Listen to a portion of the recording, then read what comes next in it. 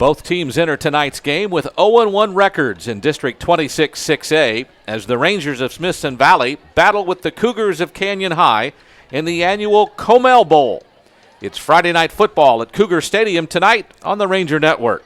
Good evening, everyone. Alongside former Baylor Bear and Washington Redskin Jeff Gandy, I'm Tony Brubaker, and we welcome you to the Smoky Moe's COMAL BOWL tonight, as Smoky Moe's is helping us out here in the Comal ISD system of Ranger Network and such, and we're expecting a good game here tonight, Jeff. Two teams both lost last week in the district opener, so each team desperately needs a win. Yeah, both teams definitely need a win here tonight, and obviously for the Rangers, coming off kind of a gut-wrenching loss last week to Clemens, need to kind of rebound here today, and tonight's the night they have to do it. You know, when you look at these two teams, okay, the record is 0-1 in district play, 2-2 overall for the Rangers, 0-4 for the Cougars.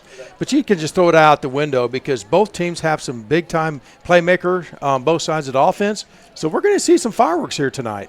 Canyon's offense has been a single-play hit kind of offense. They've scored a lot of points, including over 30 points their last three games. The Rangers, though, have had some offensive troubles of late, just scoring just one touchdown, 7 points last week in the district opener to Clemens. But this is an offense also, Jeff, that we know can play well and can put up some points, averaging even with that 7 in there, almost 29 points a game. It's really about their defense tonight being able to slow down Canyon initially because they have been such a home run hitting offense. I agree with that. And really the difference between the two teams, both offenses are very similar in the amount of yards that they average per game, points on the scoreboard per game. And even the quarterbacks, they look the same. Same type of arm strength, same completion ratios between 41% for Gombert, and then for Gomez, he's got 38% completion rates. So the offenses are really kind of built the same for that big play ability. The difference I see tonight are the defenses, where to your point, the Rangers have a really good defense. They're playing much better every game. We saw them play against a very high-caliber Clemens team last week. Held them to 0 points for the first three quarters. That's tough to do against anybody. So I think the big thing for the Rangers tonight, they got to keep it simple. Just get after the ball, gap integrity, be opportunistic, because this Cougar football team, they've coughed it up 10 times in the last 4 games. So be opportunistic defensively for the Rangers. Get some turnovers, give it back to your offense in a short field. All right, it's the Cougars and the Rangers tonight in the Smoky Moe's COMAL BOWL. We'll have more of the pregame show after this timeout on the Ranger Network. You know, getting the Smoky Moe's family pack for lunch really makes me feel like you guys are my brothers. Yeah. Really, I don't know if it's the 3 meats or the 3 sides, but Mom got all of our favorites. Hey, there's no eating in this locker room.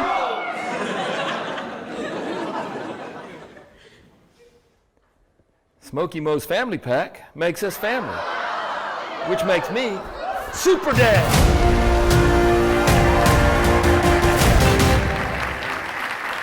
Hey, you boys go mow the lawn, do the laundry, and wash the dishes while you're at it.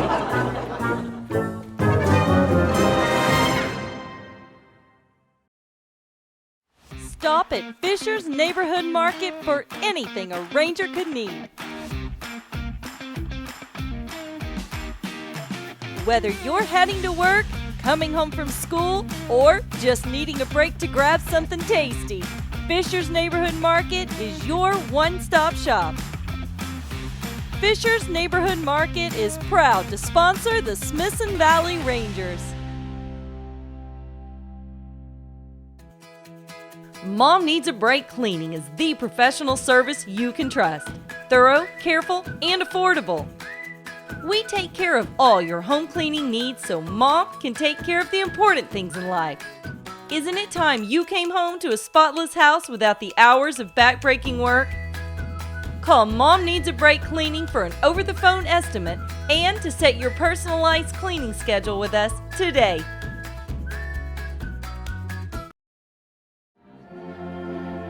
We're back at Cougar Stadium for the Smoky Moe's COMAL BOWL, and that's a new sponsor we have here on the Ranger Network. Obviously, Mom needs a break all the time. We know that both. But we're glad to welcome them in tonight as someone that wants to help us out on the Ranger Network. So, back to the game. The Smithson Valley offense is led by senior quarterback Luke Gommert. He's thrown for 677 yards, 4 touchdowns, 4 interceptions, and he leads an offense that's led by wide receiver Greg Eggleston at 309 pass receiving yards and 292 running yards. He is easily the number 1 option on offense for the Rangers. Yeah, absolutely. I mean, when you need a playmaker, Greg Eggleston is the man that Luke Gommert needs to get the football in his hands. And, you know, Greg Eggleston, he'll line up at wide receiver. He'll line up at running back. He'll even do a little bit of quarterback in motion. And they do everything they can to get him the football.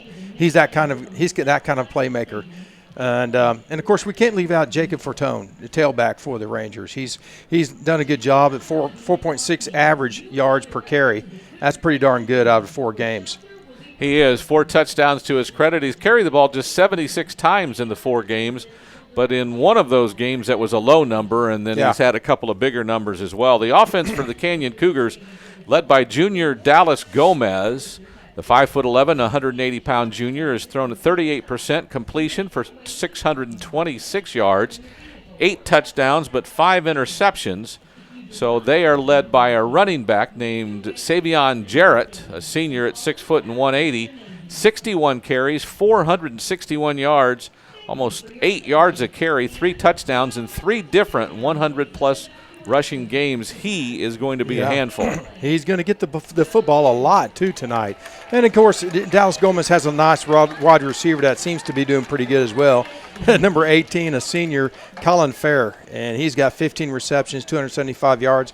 He's averaging 18 yards per catch and 5 touchdowns. So this Cougar offense is very potent, and they do score a lot of points. They look for the explosive play. If you give them an inch, they'll take a mile. That's their philosophy. They have another receiver, too, number 6, Jasip Garcia. Actually, the leading receiver with 16 receptions. He also runs the ball out of a running back slot or slot back position and is a dangerous runner with the ball once he catches it or gets the pitch. We're going to turn it over right now to Brant Freeman in our interview with head coach Larry Hill on the pregame interview. We're at the COMAL Bowl, sponsored by Smoky Moe's here at Cougar Stadium. Here's Brant. And welcome back to Inside Rangers Football. Now we'll look ahead to Smithson Valley's next 26-6A game this Friday against the Canyon Cougars. And you look at the Cougars this season, Coach, and yes, the record is 0-4, but you take a closer look, and there have been a couple of one-score games in there against Georgetown Eastview and against Dripping Springs. This past week in their opener, their 26-6A opener against Braunfels, they jumped out to an early 14-0 lead. So there's a lot more to this Canyon team than that 0-4 record says. Well, and I think that's true in every game. There's always, you've got to dig deeper than record.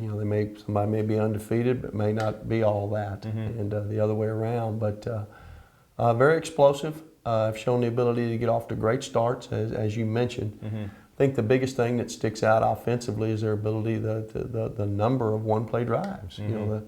They do a nice job of marrying up their play-action pass with their run game, and it's startling how many times the back gets loose for a 70-yard run and touchdown, or the hard run fake, bring everybody in, play one-on-one with the receiver, and he gets the 70-yard touchdown catch. And they've been able to do that against every opponent, all 4 opponents this year, and those are things that we've got to prevent. I mean, that goes without saying. But I'm sure it was gone without saying with those 4 opponents who were unable to do anything about it. Yeah, you look at Canyon's offense this past week, a season-high 500 yards of offense against the Braunfels. They've scored 30 points or more now in 3 straight games. You mentioned the running back, Savion Jarrett. He's been a big threat in the backfield. And you have Callan Farr, wide receiver. He's a big play threat as well. You mentioned the need to eliminate the big plays. That's easier said than done, isn't it? Well, no doubt, because of how they structure their offense. The things you do to take away the running game make you a bit vulnerable to the one-on-one throw. The receiver's excellent in one-on-one situations, and you say, well, let's get another body on him. Well, then you're one less against the run, and then you start seeing the back go 70. So, our strategy is probably not any different than the first 4. We're just going to have to try to do it better than they did. Now, you look at the other side of the football, Canyon's defense. That's an area in which the Cougars have struggled this season. They've given up more than 40 points now in 3 straight games. And you look at the way Canyon lines up. It's a 3-4 defense for them, 3 down linemen, 4 linebackers, and then the secondary. How do you go about attacking this defense? Well, Midland Lee was a 3-4 defense, as was Madison.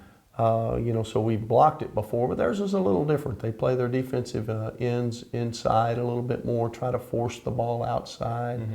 It's a little bit of an off-schedule defense, and for our guys to get ready to block that and to be successful against it, that's a tall challenge. They have getting into some wild shootout type scores, and their offense is sudden service and their defense is out there a lot, and I think that's contributed. But very big and strong up front with their TNT, and our style of offense, does it match up well with their style of defense? I think that's always an issue, and we'll have to see about that on Friday night. This isn't just a 26-6A game. It is a Comal School District game as well between Smithson Valley and Canyon. A lot of these kids growing up with one another, going to camps together. I have to imagine there's a lot of familiarity between these 2 programs. Yeah, we don't really focus on that too much. I think Canyon's case, they probably interact more with the New Braunfels kids than ours, just because of the proximity of the 2 schools. But it is a Comal ISD battle, as you said, and a lot of focus on the game. But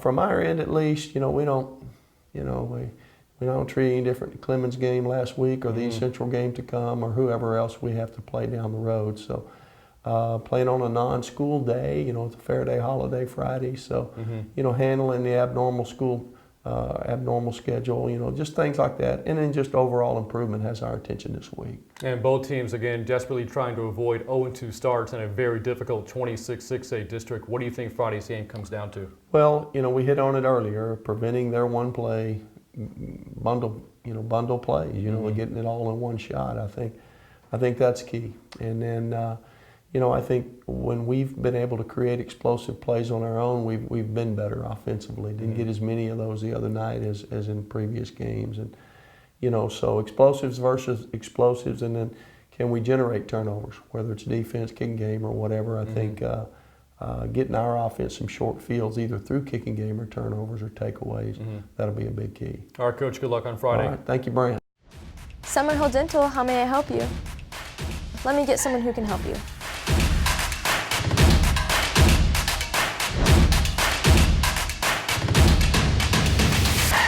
There's a phone call for cleaning on line 2. I'll get Melanie on the phone. Line 2 for you. Thank you. Hi, this is Melanie. Yes, we do deep cleanings and mouth guards. Of course we do implants. We actually make them here in-house. I can get Dr. Bayless to talk to you about it. Don't forget to point your toe. Thank you. Summerhill Dental. We are your Smithson Valley dentist. Matt, we are excited to hear what you have come up with for the new Sage Capital Bank jingle. You are going to love it. We think it really embodies Sage Capital Bank. Emotes class, tradition, effort. Well, just give it a listen.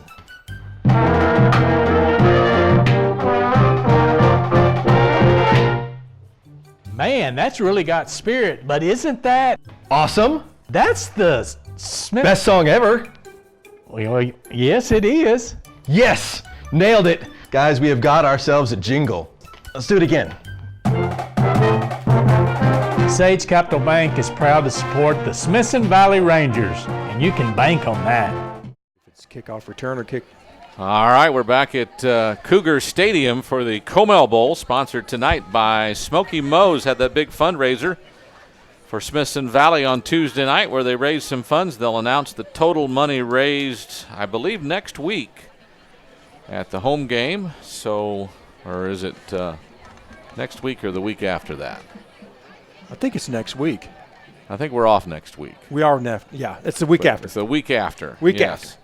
So we'll get that straightened out to you next time you hear us on the air on the Ranger Network. Right now we're waiting to see who's kicking off and who's receiving. I believe the Cougars are going to receive the opening kickoff, and the Rangers mean they probably won the toss and deferred, so they will kick off, and Joaquin Rodriguez will handle the kicking duties for the Rangers. Looks like Jarrett and Garcia, probably the two deep backs is that Jack Luce, one of the defensive backs? In any event, Rodriguez will toe it up here in a moment. We're about to be underway. Exciting Friday night football here on the Ranger Network. 26-6A district. One of the best districts in the state of Texas. A busy night tonight. Steele is at Clemens, New Braunfels at East Central, San Marcos is at Judson, and Smithson Valley is at Canyon. And here's the opening kickoff. The high end-over-end kick will be fielded at about the 6 by Jack Luce. Takes it out to about the 20 before he's wrestled down by a host of Ranger defenders. Led by Connor Hambrick, brought down, and the ball will be spotted near the 24-yard line. 1st and 10 for the Cougars. And a late flag coming in on the opening kickoff, Tony. Here we go again.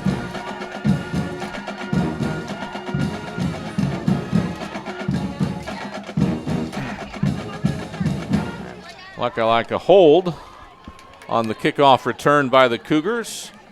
We'll march them back probably halfway distance to the goal.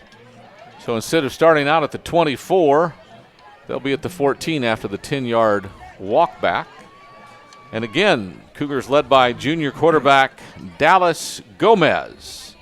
626 yards passing and almost 200 yards rushing. They'll send 2 receivers to the right and 1 to the left. First play is a run by Jarrett. He'll get back to about the 15, maybe a gain of about a yard, but not much. Down at the bottom of the pile, one of the linebackers, and that's Carson Padilla on the tackle. One of the important things for the Ranger defense to establish this first series here is to go 3 and out. And don't allow the big play, the explosive play to some of these playmakers for the Cougars. So interesting call here on 2nd down. Are they going to put pressure in the backfield or just play base? Motion now from one of the slot receivers. They want to throw it out to the edge, and a bad throw by Gomez, looking for Garcia, incomplete by a bunch, so that brings up 2nd down and 9. On coverage was Jalen Nutt. Yeah, Jalen Nutt was one man-on-man on a Garcia, and he had him turned around, actually, so if it was a good pass, that would have been a completion. So again, a no-huddle offense for the Cougars. They like to move quickly, this time a little more quickly than before. 3rd and long. They'll fake a slot, another incomplete pass, this time looking for a receiver on the left-hand side, and that's far, and it went way over his head. So that brings up 4th down in a punting situation for the Cougars, so a 3 and out for the Ranger defense. Good job as far as holding him for that big play. That time it was a slant play to Farr. He was coming from the opposite end. You fake the zone dive and come back across the field to a wide receiver running a slant. This time Gomez just overthrew him. Cameron Welch. The punt is blocked. It's chased down in the end zone. Did we get on it before it went out the back of the end zone? I think they're going to call it a safety. Tony, that was Trey Moore, number 99, coming in and making the block on that punt. Well, didn't we fall on the ball? Yeah. So how's that a safety? I guess they called it a safety instead of a touchdown. The ball must have gone out of the end zone then. So that is why it's a safety.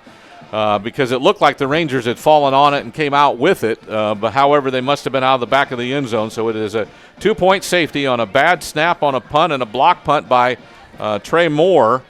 And the Rangers get on the board first with a deuce or a 2-run home run, if you wanted to say it was that way. I just like the aggressiveness, Go after the football. Take control of this football game from the get-go. Think about the mindset of these Ranger players after last week. It was a big letdown. I mean, they played hard. They played their guts out last week and just came up short to Clemens. So coming out here tonight and playing against the Canyon Cougars, man, go right after them, and that's what they did on special teams. So after the safety, Canyon will have the choice of either punting from the 20-yard line or kicking off, as in a kickoff. And when you have a good punter, the punt is obviously the choice because you can usually kick it higher and get better coverage on that. Yep. Looks like they're going to do a place kick. And we'll see as they put it on the tee. Cameron Welch is the kicker. So at this point, he's got the ball on the tee, and as soon as he gets the signal from our referee tonight to bring it, here we go. Play clock is started. Rangers ought to get pretty good field position out of this, one way or another. You would think so. Deep backs are Nutt and Eggleston, standing at about their own 30. So Welch will put a toe to it at the 20 and drives the ball back to the 20, where it's fielded by Jalen Nutt up the left side. Has a seam, has a couple of guys to get by him, then kind of stumbles, or he might have gone all the way. Great job by Jalen Nutt, tripped up about the 50-yard line, and I'm not real sure what got him, but he ends up getting the ball all the way to the 37-yard line of Canyon, where the Rangers will start 1st and 10. Well, that was great return blocking that time by the Ranger kickoff return team. And number 33, Luis Camacho, did a nice job really sealing in that outside receiver or the outside gunner on that kickoff team for the Cougars. Great job by Jalen Nutt, just seeing the crease and making something out of it. So the Rangers start for their first possession.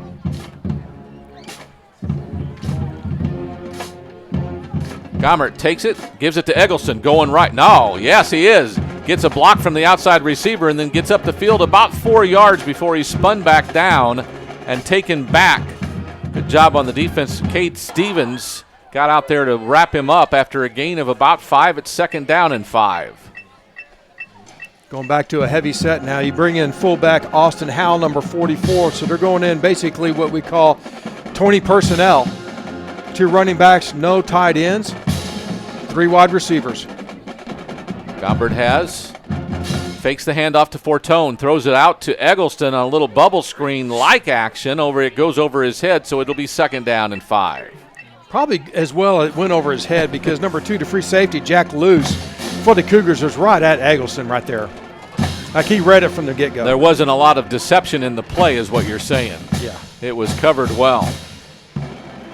So the Rangers look for a 3rd and 5 play from the 32. 3 receivers left. Fortone, or is that Eggleston in the backfield? It is Eggleston, and he'll come left off tackle. Gets hit, gets bumped, gets up to about the 29 before he's brought down by a couple of defenders. That'll be short by a couple of yards, so it'll be 4th and about 2 for the Rangers. Well, there's no hesitation by Coach Larry Hill and offensive coordinator Jeff Shen. This is 4-down territory right here. So the Rangers get the signal. Play clock at 20. They're back at the line. Gombert with 2 running backs, 1 on either side. Tries to draw the defensive off. The defense jumped, but no contact, so they get back in time. And as we look to the sideline, Gombert gets a new call and tells his offensive line. And Canyon wants a timeout. 9:37 in the opening frame. It's 2-0. Smithson Valley on top. Canyon takes a timeout. We'll take him with him as we talk about Smoky Moe's and what they did the other night.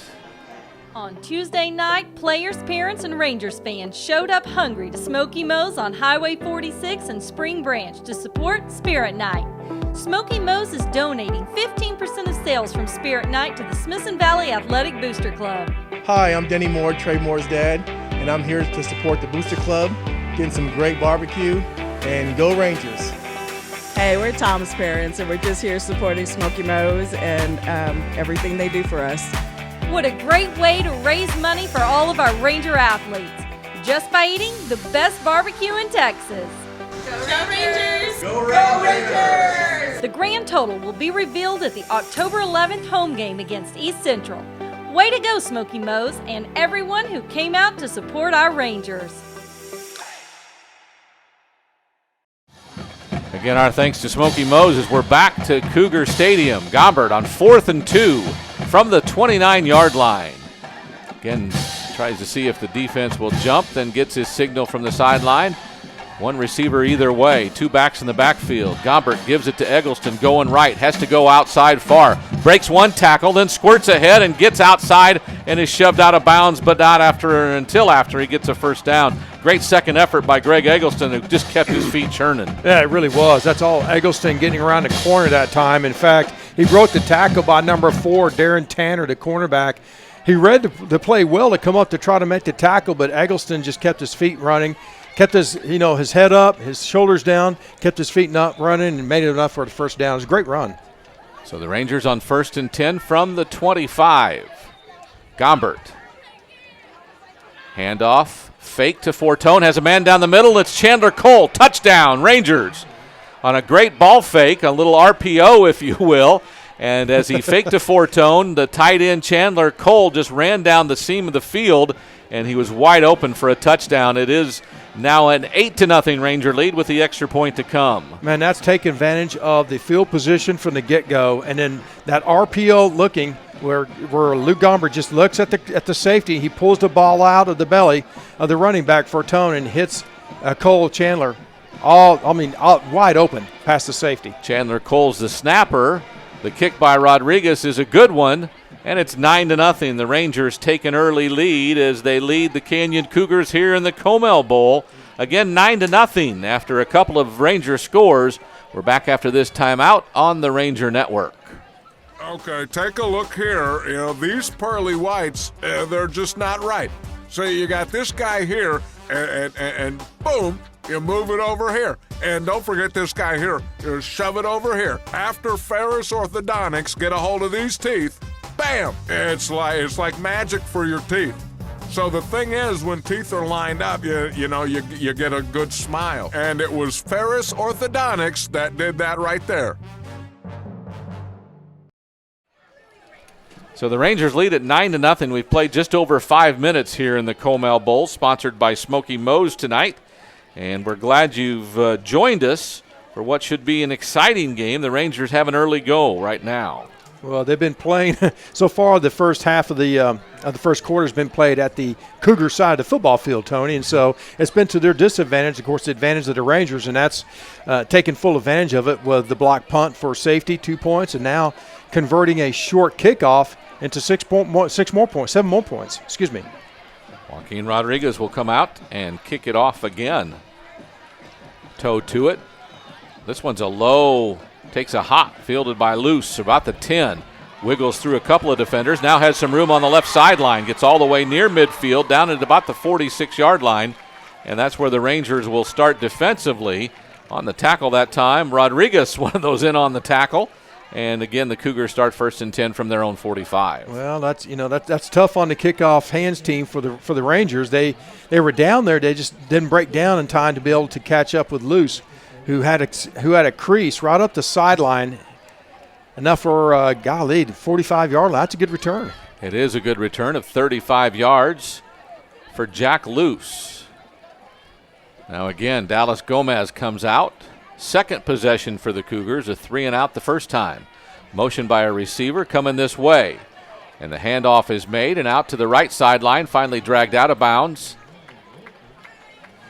Number 10, Sinney. Is Micah Wilford, the backup running back who lined up at wide receiver that time. Sinney was in on the tackle after a gain of 5. It's 2nd down and 5. The Cougars trying to get Micah Wilford, who has 100 and some yards rushing already this season, as a backup, trying to get him some action.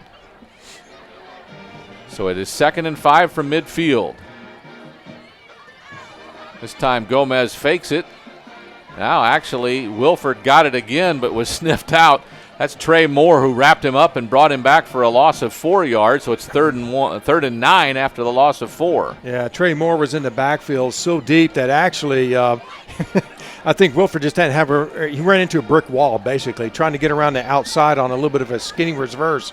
And Moore was just back in the backfield, made a great tackle. That's one of those handoffs that you think, quarterback, just keep it, just keep it, just keep it. Yeah, don't give it to me. I see the guy right there in front of me. Yeah, but that's no hope. Ranger defense back set on 3rd and 9 from the 46-yard line. Some motion again. Gomez wants to pass. Has Farr over the middle. He's open. He makes the catch across the 30, then the 25. Coverage by Nutt, but Farr got inside leverage on him and made the catch up to the 21 where the Cougars will have 1st and 10. Well, it looks like to me from this perspective, Dallas Gomez, he just waited for Farr to break between the corner and the safety before he threw the football, and Farr got behind the safety that time, Livingston, and was able to make the catch. We had a flag on the play, an eligible receiver downfield on the offense. Big break for the Rangers here. So a break for the Rangers, no doubt. That'll be a mark-off.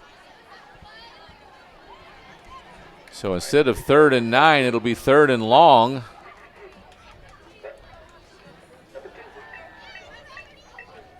It's a 5-yard penalty. but again makes it uncomfortable for the Cougars. Well, we talked about it in the pregame, Tony, about the big play opportunity that this Cougar team can do. Right there was case in point with Gomez hitting far down the seam behind the safety, and if it wasn't for the penalty, they'd be first down almost in the red zone. Indeed, the Rangers catch a break. Now on 3rd and 14. Gomez throws it out to the flat. It's Jarrett who catches it out of the backfield, but he's tracked down. A whole bunch of Rangers there. And Thomas Zoig and Cullen Betsy helped bring him down after a short gain of just a couple of yards. Nice pursuit that time by the whole Ranger defense that time, particularly with Zoig, getting out there on that little quick screen flat to the to number 22 to Jarrett. Made a nice play out there for no gain. Mason Livingston's back to receive this punt. Their punter is not very deep in the backfield. We'll see if the Rangers can get pressure, and they almost get it again. In fact, they might have tipped it. It won't go very far. It goes off of a Cougar. The Rangers fall on it, so it'll be Ranger ball anyway. I don't think the Rangers hit it. It was a Cougar that it bounced off of. Yeah, I think they're going to call Cougars holding him. He basically grabbed him and tackled him and brought him back, and he still made it, deflected the football. The punter, excuse me. Yes.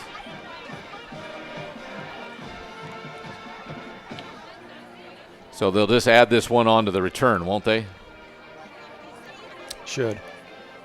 Or they? Yeah, the way they're spotting it, yes. Here comes the signal from our referee tonight. Holding on the offense. It's declined. Okay. Yeah, I guess you'd have to have them punt it again. Yeah. There's so many things they now add on to the end of a return in different levels of football. I'm not sure they're all in the high school game. I think you're right, too. I was thinking the same thing. You tack it on to the end of the play, but that's what you would do in the NFL. All right, the Ranger offense with 7:18 to go here in the first quarter, up 9-0. The Rangers back on the field. Luke Gombert will send 3 receivers to the right. Fortone his set back beside him.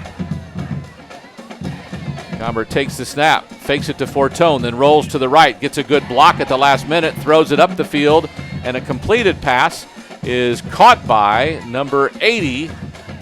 Well, is it 82? Yes, it's Maverick Freeland, the junior receiver, comes up for his 5th catch of the season, and it's a first down for the Rangers in Canyon Cougar territory at the 44. You know, Tony, that's kind of like a staple play within the Ranger offense. It's that, fake it one way and then naked bootleg back the other way. And Gombert has 2 options to throw the football to. And that time is wide open.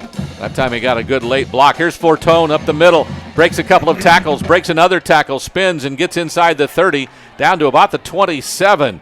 Another Ranger first down on the big play run. Well, we're looking at that time, Fortone making a nice run out of it, but it was really set up by Taylor Brooks, the center number 54, and the left guard, Nathan Masagumba. Those 2 did a nice job making a hole that time for Fortone to go through. Fortone got to the second level before he was even touched by a Cougar defender. So 2 big plays start the drive. Now the Rangers on 1st and 10 from the 27-yard line. Here's a pass fake for a handoff to Fortone, then a pass on a little in route intended for a receiver that goes incomplete as the ball hit the ground. We'll see who that receiver is in just a moment, as they always tend to run at an angle where you can't see their number. I think that's Ogden, isn't it? 85? No. Cooper Douglas, the junior receiver. The ball a little bit short. He's unable to handle it, so it's 2nd down and 10. And really looked through the football where he needed to low because the defender was right on top of the receiver on that skinny post. On 2nd and long, some movement on the line. Procedure. So the Rangers with their first penalty of the night. We'll go to 2nd and 15 on the illegal procedure. This has visions of last week where you make some first downs and you're moving the football, then you have a penalty, and then you start to bog down a little bit. So hopefully this is just one of those few opportunities that they're going to be able to not bog down and get some points out of it. That's just a blip in the path, just a blip. Yeah. That won't happen again. Gombert with a receiver either way, 2 backs in the backfield. He'll give it to Eggleston, fake. Then he's got a receiver down the center of the field. It is looking for Cooper Douglas, battling with the defensive back on the play, but it goes incomplete and brings up 3rd and long. Well, I'm not exactly sure who the defender was, but I'll tell you what, he did a nice job. It was the safety covering him across the field, and he did a nice job just staying inside out on the receiver that time. There's actually there's a flag down.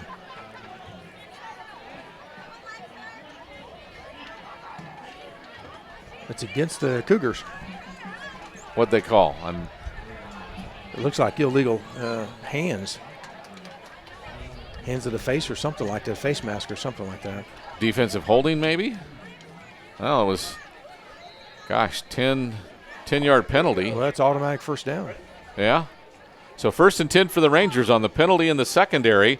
Had to be on Douglas, and the defender, I think, was Micah Wilford on coverage. So anyway, the Rangers have 1st and 10 now from the Cougar 22. Gombert gets the signal from the sideline, then gets back in. Takes the snap, gives it to Fortone. Up the middle he goes, right side, gets bumped, then gets pushed back. He'll have no gain as the defensive line had some pressure, along with linebackers Holt and Tedford, I believe. So no gain. It'll be 2nd down and 10. Well, I know for Ranger fans and Coach Hill right now, don't waste a good opportunity on the Cougar side of the football field and not come up with any points. That's kind of what happened last week. This week, take advantage of your opportunity being down there. Without a doubt.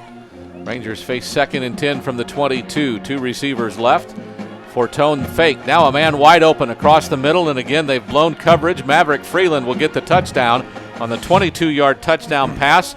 For the 2nd time tonight, our wide receiver has been more wide open than you should be allowed to be, as there wasn't a defender anywhere near him as he caught the ball and went into the end zone.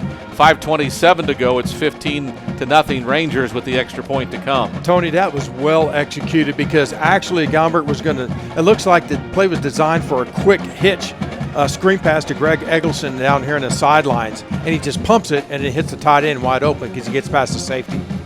Rodriguez's extra point is up and good. And it's 16-0. The Rangers all over the Cougars in the Comal Bowl here at Cougar Stadium. Back after this timeout on the Ranger Network.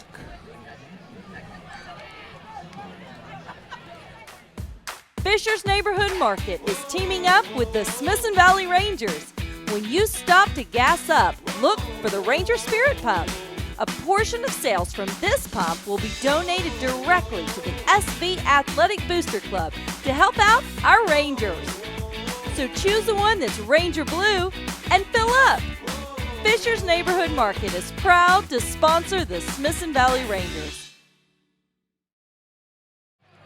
Back to Cougar Stadium where the Rangers have jumped out 16-0. We've played less than 7 minutes of this first quarter. A safety and 2 touchdown passes by Luke Gombert. And the Rangers are up 16-zip, 5:27 to go in the quarter. Well, the key to this whole situation here so far the first quarter is that the Cougar offense has not been past the 50-yard line. So the Rangers have been able to play on the Cougar side of the football field, and that's where you can take advantage of the opportunity to make them score and score some points. 6 plays, 58 yards. The touchdown, a 22-yard pass, Gombert to Freeland, and the Rangers are up 16-0.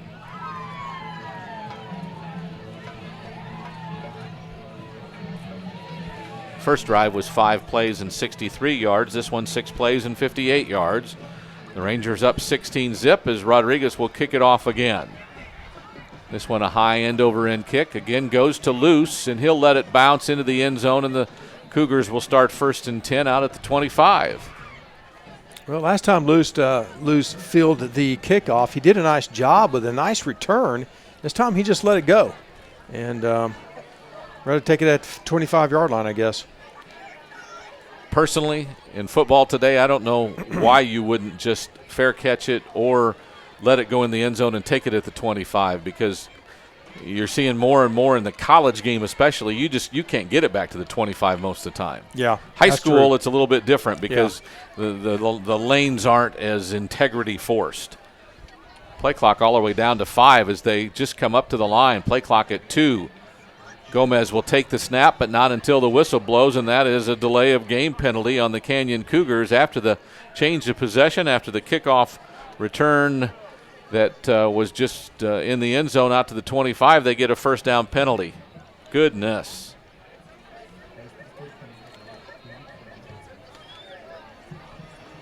So now it's 1st and 15 from the 20. Gomez wants to roll, wants to throw it out. It's Garcia on the sideline, tackled by Nutt, I should say. Baseball, with these guys out here that are baseball players, starting to talk about baseball. Anyway, it's a short pass completion of about 3 yards up to the 23. Again, Nutt on the coverage of Garcia. Yeah. Jalen Nutt, they will let Jalen Nutt go one-on-one with probably one of the better receivers from there. Whoever they play against, he's going to go match up one-on-one. And that time on Garcia, Nutt did a nice job just planting his feet and coming back on that quick hitch for only 3-yard gain. That's a great technique. We'll talk more about their receiving core. Here's a handoff to Jarrett. Gets bumped and then knocked down after a short gain, maybe 3 or 4 yards. Well, it's like America's Sanders was in on the tackle first, so a gain of 4 on the run. Just a point to be made. Garcia has more receptions than Farr, although Farr is the senior who's more highly regarded as a receiver. Right. I think personally from the games I've seen this season, Garcia is more dangerous to me. Hey, a little more elusive, yes. Farr's a big kid, though. He's he's 190 pounds, 5'11". He's got some size on him and speed. They'll fake the sweep to Wilford. Now a pass over the top looking for Farr, but he can't hang on to it. Intended for Farr, went off his hands. Betsy knocked him down, and he couldn't hold on to it, and it's incomplete. And there is a flag on the play in the about the linebacker level of the defense. We'll see what it's called. Our referee with the signal. Illegal receiver downfield again.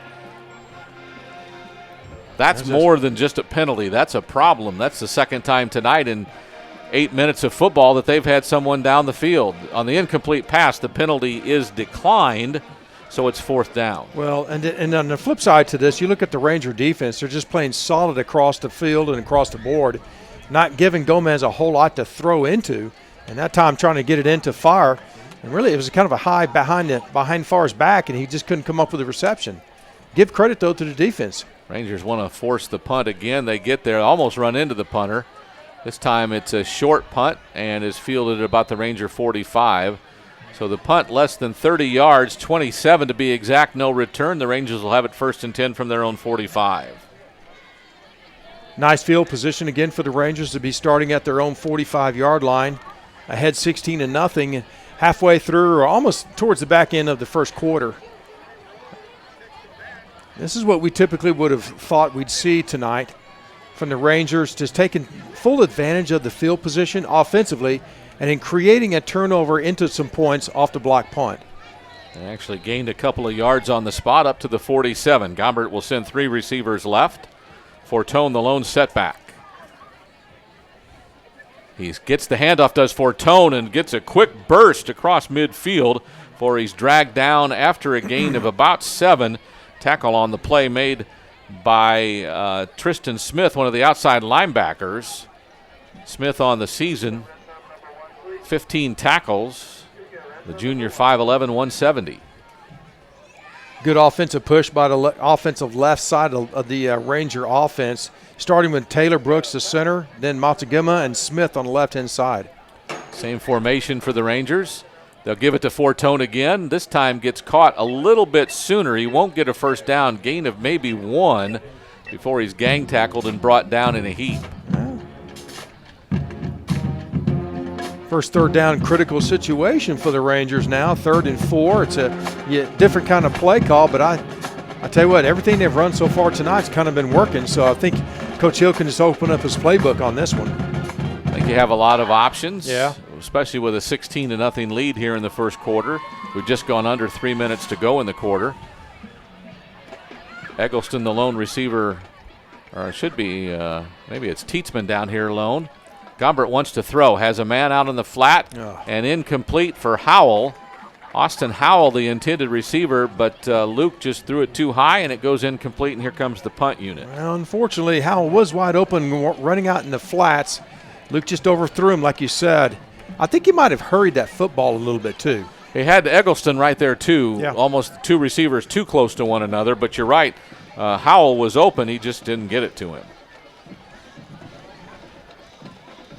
Garrett Brooks will handle the punting duties.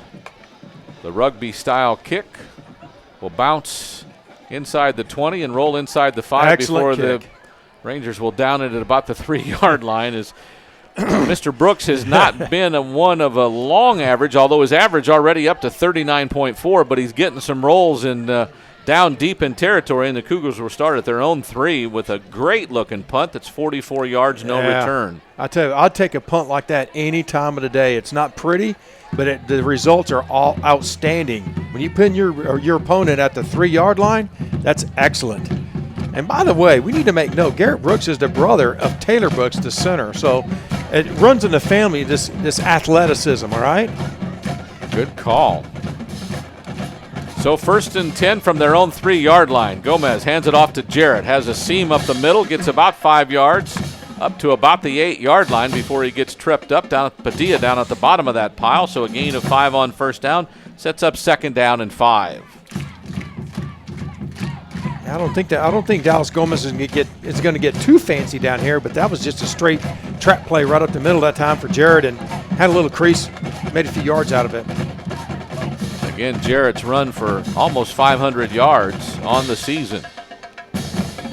Gomez gives it to Jarrett again. This time defense a little quicker to get to him.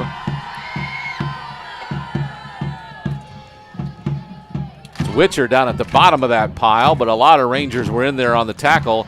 Jarrett gets a yard up to the 9. It's now 3rd down and 4. I'll tell you, I was watching the linebackers that time, Tony, because I figured they were going to do a trap or something off tackle. I like to see how America Sanders and also Padilla, both those linebackers just filled the gap immediately as soon as Jarrett got the football.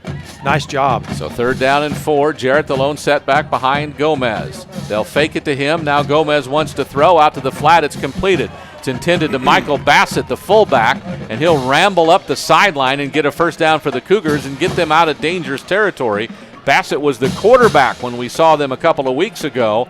Now he's the fullback, and he's a big one. 6'1", they list him at 205. He looks like he goes about 225, and that's a first down pass and catch. Well, that was a big pass and catch for a first down, too, because otherwise they'd be punting the football out of their end zone. I think that was more or less a busted coverage, though, that time because Bassett was wide open in the flats, and usually you have the cornerback coming off where he can cover that. That 21-yard pass play, their biggest offensive play of the game. Here's a fake to Jarrett. They'll throw it out in the flat. That's caught by Farr. Up to midfield he goes before he's tackled by Jalen Nutt. He was out there on coverage, but a couple of different Jackson Sinney, I think, had him initially, and then Nutt ended up with the tackle at the 49-yard line of the Cougars, or of the Rangers. That's another 21-yard pass play for a first down. Well, whenever you have the defensive line getting in the backfield, you roll your quarterback out. That time, Dallas Gomez rolled out to his right. He's right-handed. He made a nice pass that time for a first down. So the Rangers have the offensive line just moved, so that'll be 5 yards back. But the Cougars finally have some offensive momentum if they've put a couple of 21-yard pass plays back-to-back with 1st and 10 at the Ranger 49, but the illegal procedure takes them back to their own 46 where it's 1st down and 15. So Farr's down here on the near side. Garcia up on the tall side. They'll give it to Jarrett. Caught by Hobeck. He'll spin ahead for a couple of yards. We'll call it 3. So that'll be 2nd down and 12. Looked like Hobeck that time took the inside gap, and it was wide open then to hit Jarrett in the backfield for only a couple-yard gain. Nice job. That's just good. That's good coaching, good defensive technique right there. And the quarter will come to an end. The Rangers lead it 16-0. The first quarter is over. We'll switch ends of the field and back after this timeout on the Ranger Network.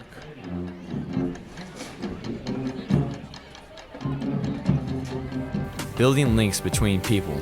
Connections are real, finite, tangible experiences, ones you'll never forget. GVTC understands and delivers connections for their customers every day. I'm Luke Gombert, and GVTC has me connected. Mom Needs a Break Cleaning is the professional service you can trust. Thorough, careful, and affordable. We take care of all your home cleaning needs so Mom can take care of the important things in life. Isn't it time you came home to a spotless house without the hours of back-breaking work? Call Mom Needs a Break Cleaning for an over-the-phone estimate and to set your personalized cleaning schedule with us today.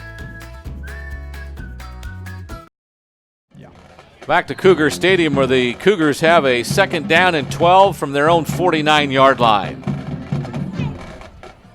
Jarrett, play fake, pass to the edge, far. They say he made the catch. It didn't look good from here, but they'll say the catch is good, and that should be good enough for a first down. As again, Callan Farr, the senior receiver. He's got, I'll tell you what, Gomez, that's his number 1 receiver. Is there a flag? Because we're coming back. Did they say, illegal downfield? Illegal lineman downfield. That's the 3rd time tonight in a little over 12 minutes of football. Oh, my goodness. Well, again, the Rangers catch a break, because that was good for a first down on that last play to Farr, and that wipes out that pass. So 2 penalties since they got back-to-back first downs have set them up on 2nd and 17. And that was a first down play right there that they got called back. Gomez, play fake to Jarrett, throws it out to the little RPO there, but the pressure came in too quick. Yep. And that was Garrett Brooks coming in off the edge that time. Yeah, Gomez did not want to throw the football at that point. So he was looking for Bassett again. Bassett hadn't even turned his head around. No, he had not. And pressure again, you're right, from Garrett Brooks brings up 3rd and 17. This is a big stand now for the Ranger defense to hold them so they have to punt the football again at this point. Just don't give them that big play down the field.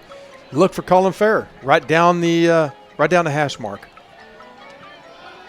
Gomez wants to pass, pressure coming in. He gets the ball up, intended for Farr, and intercepted.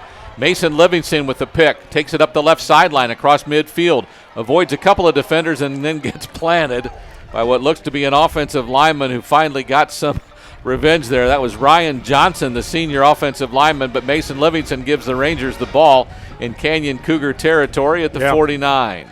Well, I like I mentioned before the play was going to call, you can see by the setup, by the formation, that he was actually looking for Farr, and Farr switched sides. He wanted to go right down the seam and try to split the safeties. But that time Gomez just overthrew him a little bit, and Livingston made the big interception. So the Rangers will have the ball in Cougar territory. They mark it at the 48 where they have 1st and 10. The Ranger offense back out on the field. Luke Gombert, the senior quarterback, 4 touchdowns, added 2 more tonight. He's got 6 on the season. Gombert takes the snap, gives it to Fortone, who doesn't have much room at all as the pile pushes him back at the end. They'll actually mark him for a 2-yard loss back in midfield. Couldn't tell who was on the tackle that time for the Cougars. And to make special note, too, head coach of the Cougars, Joe Lepsy, he made a lot of changes before this game on the defensive line and linebackers, even a safety or two. So there's a lot of kids playing different positions there for the Cougar defense for the first time here tonight. They did make some transitions since we saw them a couple of weeks ago against Dripping Springs. Cougars now defensively trying to hold the Rangers out. 2nd and 12, Gombert. Play fake to Fortone. Across the middle, he's got Chandler Cole. Tries to break a tackle, can't get away from it completely. Wrestled down about the 41. Boy, I like that play too, Tony. I like that play because that gets you in 3rd and short. Chandler Cole did a nice dig route right across the behind the linebackers and in front of the safety, and that time Gombert just delivered a nice strike to his tight end, and it was a good-looking play. We've gotten the number 24 out there playing cornerback who's not on our roster, so I'm not going to be able to tell you who he is. I guess he's one of those freshmen or sophomore that was brought up from the JV unit, and again, we don't have their name. Here's a handoff to Fortone on 2nd and 3rd and short, breaks it, and he's going to go the distance. He's going to outrun anybody. He's inside the 10, the 5, touchdown. Jacob Fortone It is his 5th touchdown of the season, as he's gone over 80 carries on the year, and the Rangers are up 22-0 with the extra point to come. Yeah, I give the credit to the offensive line that time. I'm sorry, I'm going to give a lot of love to the offensive line here tonight. They're doing a good job. All of them, from Devin Smith to Nathan Matagimba, Taylor Brooks, Ryan Benka, and Donnie Bell did a nice job that time for Fortone. So Fortone gets the 42-yard touchdown run. Now Joaquin Rodriguez will come on for the extra point. The snap is good. The hold is good. The kick is good. It is 23-0. The Rangers on top. We're at the 9:57 mark of the second quarter. We'll take this time out and be back after this on the Ranger Network. You know, getting the Smoky Mo's family pack for lunch really makes me feel like you guys are my brothers. Yeah. Really, I don't know if it's the 3 meats or the 3 sides, but Mom got all of our favorites. Hey, there's no eating in this locker room.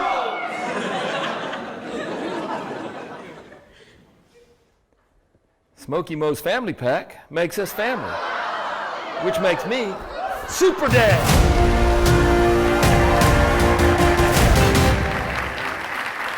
Hey, you boys go mow the lawn, do the laundry, and wash the dishes while you're at it.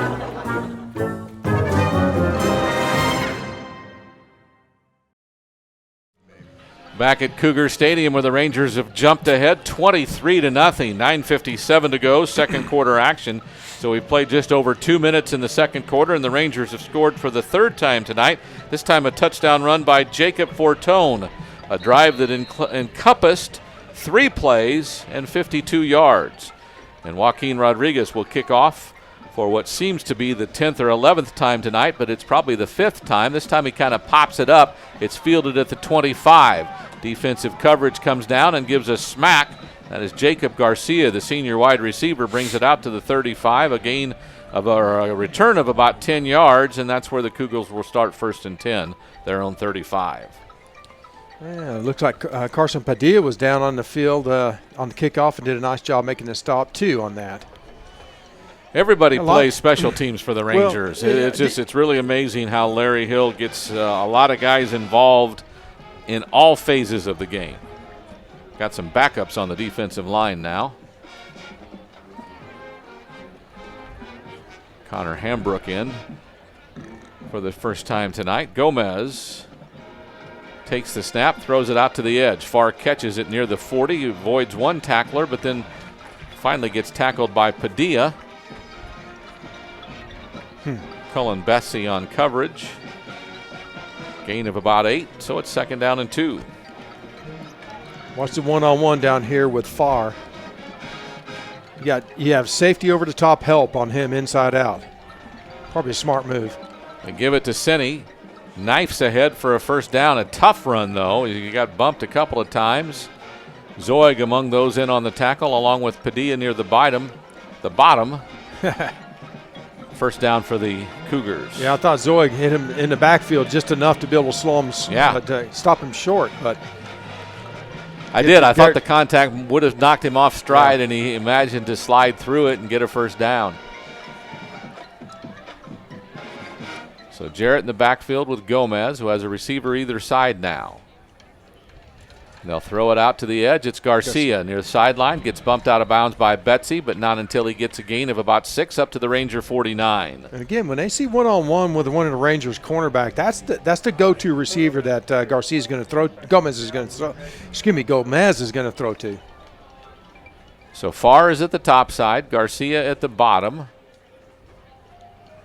So Jarrett takes the handoff, has a seam up the middle. And then if not tripped up by Mason Livingston, he would have taken that one to the house. He gets it out to the Ranger 40. That's good enough for a 1st down on a 9-yard gain. By the formation and then the defense playing zone, that time Gomez was going to hand the ball off to Jarrett because you had the safeties back.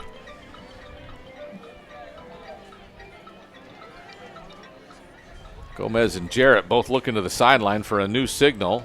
They don't get it. Play clock still at 15. Gomez takes the snap, gives it to Jarrett. Up the middle again, but Trey Moore says, I'm here this time, and takes him down for a gain of about 1.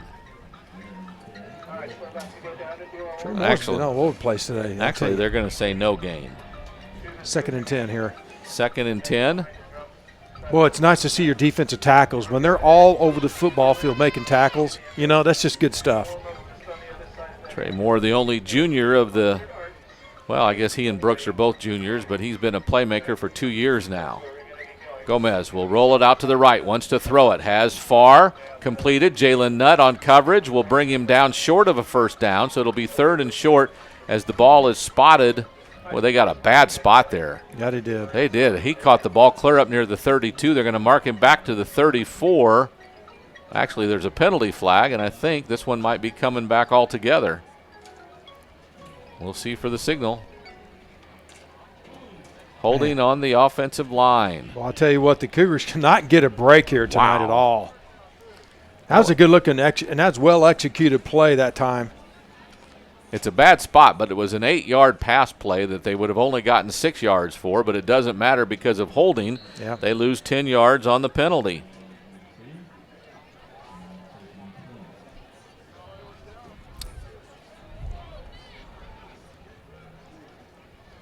We got zone again. So he gives the ball off, see? Jarrett won't get far. Trey Witcher grabbed him at the line of scrimmage. He also got help by, I think Padilla was in there too. I'm just telling you what, Carson Padilla, who has 29 tackles, that's among the league leaders. Zoig also has 29. Frash, who, by the way, Darlington Frash left the game last weekend with an ankle injury. It looks like he's out for a while, if not the season.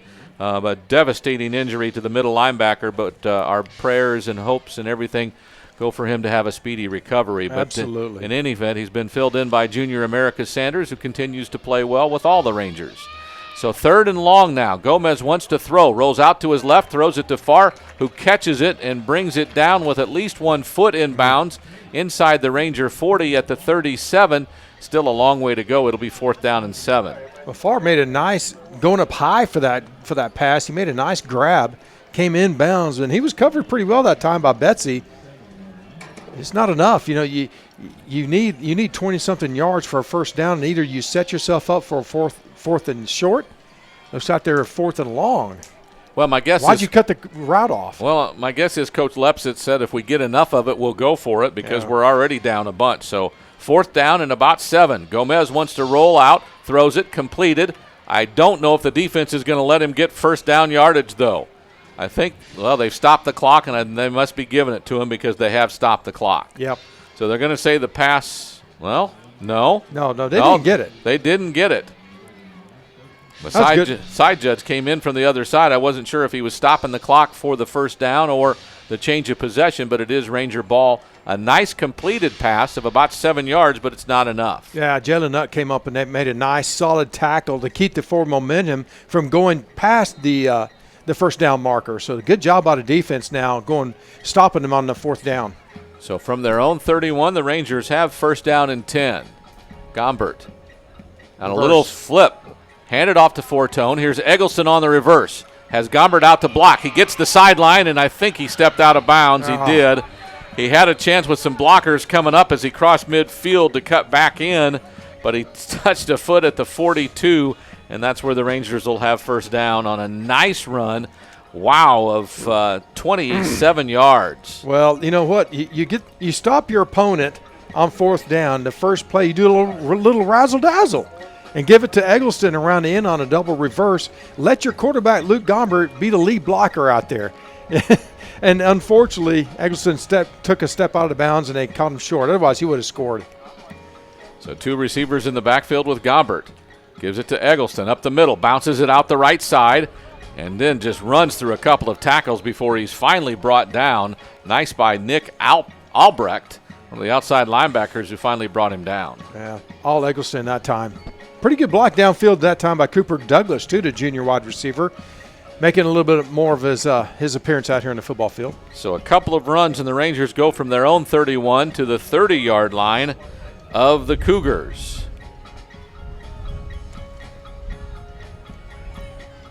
You notice now the Rangers are slowing down the pace. Try to milk some of the time off the clock a little bit. Let that clock run. Yeah. Let that clock run. 2 receivers wide left, 2 runners in the backfield. We'll give it to Eggleston for the third time. He dances away from a defender, and he's carrying him all the way down the field from the 20 all the way to the 6-yard line before he's finally brought down by that defensive back whose number we know is number 24, but we don't have a name for him. I keep looking for his name. Goodness. Maybe at halftime somebody will run down that name and number. Well, that was a determination on that run by Eggleston. He was not going to be denied the end zone, and he almost made it with a couple of defenders grabbing him by the jersey and trying to pull him back. Great run that time by the senior. So 3 first down runs in a row of 27, 12, and now 18 yards give the Rangers the ball. 1st and 10 from the Cougar 12. Oh. Here's a snap mishandled by Gombert. He picks it up, then tries to run ahead and save some yards. He'll take a loss back to the 14. Pardon me, we were at the 7. It was 1st and goal at the 7. Right. Now the ball at the 14, so it's 1st and goal from the 14 on the snap that lost 7 yards. I wasn't exact. I thought it was a pretty good snap. It just was went through Luke's hands. A little low. He had to reach for it, and he just didn't grab it. Yeah. We've had a few of those last game, and there's been a couple here this game too. And let me tell you, the center is the hardest position on the offensive line. The responsibility you have, particularly in the shotgun formation, and Taylor Brooks does a nice job of that. Gombert with the snap, looking right. Tietzman does a little double move and catches the ball in the end zone for a touchdown. Yeah. Wow, that was a nice-looking job by Eric Tietzman, the senior wide receiver. His 5th catch of the year, his first touchdown of the year, and the Rangers up 29-0 on the 14-yard touchdown pass with the extra point to come. Tietzman was one-on-one with the cornerback, and again, the unknown player with number 24 at the corner. Luke just did a nice job, double pump, double move, hit Tietzman wide open in the end zone. Tietzman did a little look-in move and then just released. And the kick by Rodriguez is good, so it's 30-0. The Rangers up on a bunch over the Cougars. 4 minutes, 46 seconds to go here in the first half. We'll take this time out on the Ranger Network. You know, getting the Smoky Mo's family pack for lunch really makes me feel like you guys are my brothers. Yeah. Really, I don't know if it's the 3 meats or the 3 sides, but Mom got all of our favorites. Hey, there's no eating in this locker room.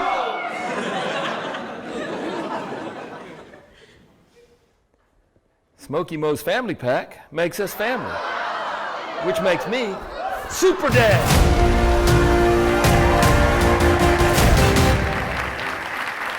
Hey, you boys go mow the lawn, do the laundry, and wash the dishes while you're at it.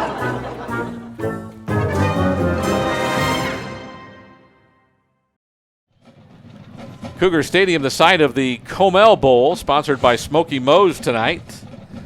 And Joaquin Rodriguez is on to kick it off again. We just talked about that. Now this, I believe this is his 6th time tonight, if that was his 5th. Into what is still a surmountable win. This one kind of onside-like and covered. The Rangers went 10 yards. The Rangers up 30-0. Were the Rangers offsides, I wonder? I'm looking. Yeah, there's a flag on the far sideline. Right. So the Rangers were offside, so we'll do it again. Well, they almost caught him sleeping again. Wow.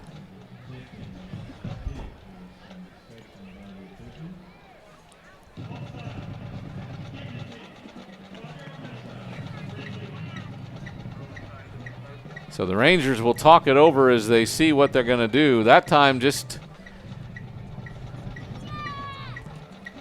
Well, there's a little pooch right over the line of scrimmage, and the Cougar receiving team was not even aware of it.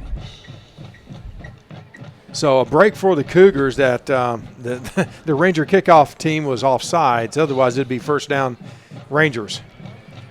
Ricky Silva is a junior defensive lineman who's got the front line on the kickoff receiving team, and it went right over his head, and that was the coach that was the job that Coach Joe Lipsis, or he's the young man Joe Lipsis wanted to talk to there, that you have to be aware of stuff like that. So Joaquin Rodriguez will kick it off. My guess this time will go long, or as long as it can. And he does. End over end kick will carry about to the 15. Loose. Where it is fielded by Luce, who has some room on the left side, then gets shut down, then gets away. And fumbles it at the end, but the Cougars are going to pick it up and get a couple of yards out of it up to the 45 where they'll have 1st and 10 as the Cougars had great coverage on there. Luce kind of escaped from a couple of them and then dropped the ball as he was being brought down, but the Cougars maintained possession. Well, nice that Jarrett was Johnny on the spot too. He's got sure hands, and he picked up the fumble and got another yard out of it. You know, something we mentioned in the beginning of the broadcast is the turnovers that the Cougars have had out of the first 4 games. They've had 6 interceptions and 4 fumbles. That means they're, a little over 2 per game. And they get a penalty here on kickoff return of a block in the back, illegal block in the back.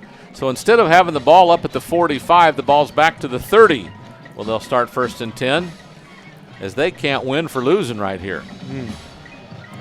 So with 4:36 to go in the half, it's 30-0. Smithson Valley on top. They'll fake the reverse. Now Gomez will keep. A couple of defenders are there, so he'll get a couple of yards on a 3-yard run before he's brought down by a couple of backup defenders in on the play. That was Blake Bowman and Toby West, or Cody Horn maybe on the tackle. I think it was Horn and Bowman. Yeah. Great recognition by Bowman coming up from his safety position and make the tackle on the quarterback. Great job. Again, they'll fake it and give it to Jarrett up the middle. He has a seam and a couple of yards.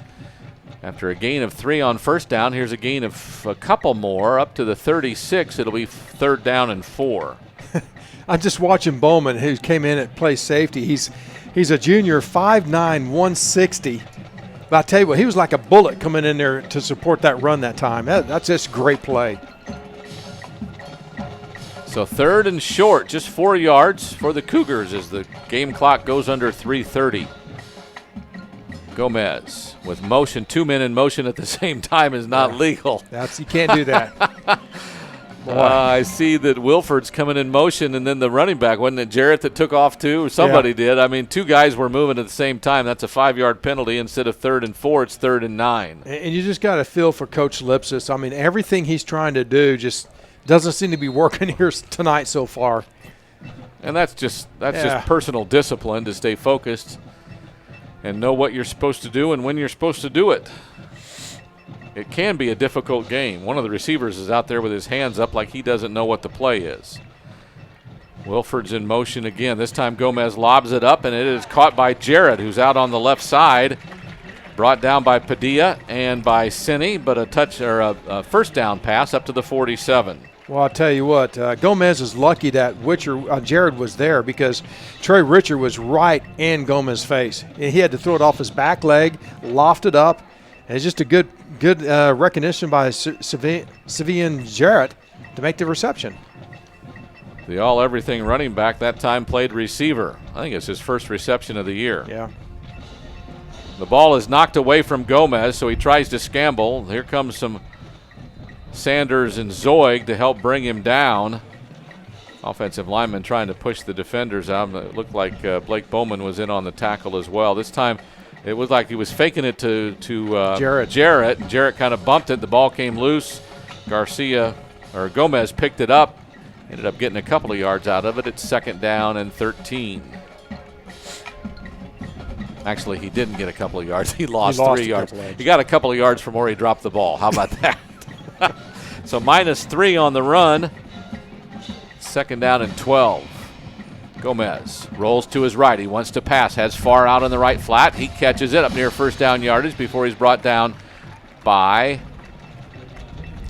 Livingston, yeah. He's out there on the corner that time. Well, that's been probably the most effective play that the Cougars have run against the defense for the Rangers, and that's when Dallas Gomez, the quarterback, gets the ball, rolls to his right, and it's just basically an out and out by the receiver and the fullback, and he can just pick whichever level he wants to throw the football to. Seems like Colin Farrs, though, is his favorite target at this point. Without a doubt, possession-type receiver who's always open. So 3rd and 1, they'll give it to Jarrett. Up the middle, looks like he spins and gets close. We'll have to see where they spot it. Looks like the right side judge here down at the bottom might give it to him. I don't know. No? Yeah, they look like they're short. Where they're putting the ball down, they're short. Padilla, by the way, in on the tackle, the biggest part of the tackle, and they're going to probably measure this one. They need to get to the Ranger 43, and I think it's between the 44 and 43. We'll have to see whether it's got enough of that distance for a first down as they'll bring the chain gang out. Or not. Yeah, here they come. It's just taking them a while. A lot of people running through and around, and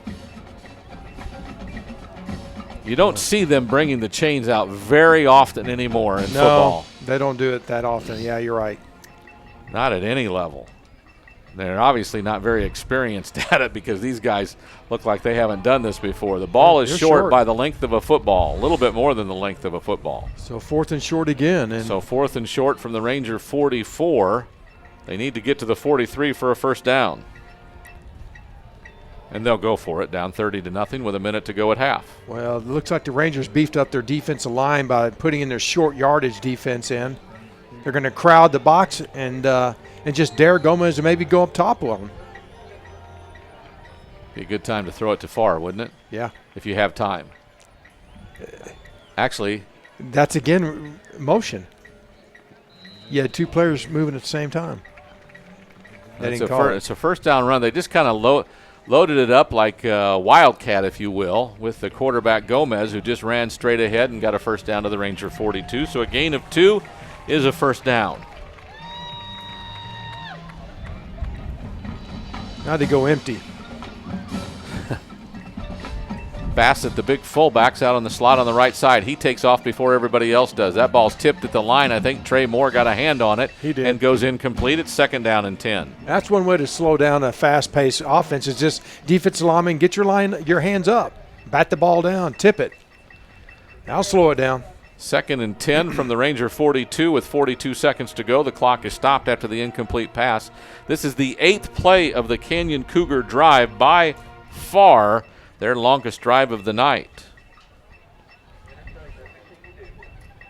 Look at your matchups. Well, not by far. The last one that ended in an interception was the 7th play. Here's Gomez. A little screen pass to Farr. The Rangers read it but miss a tackle. Now he breaks another tackle and gets knocked out of bounds at about the 13-yard line.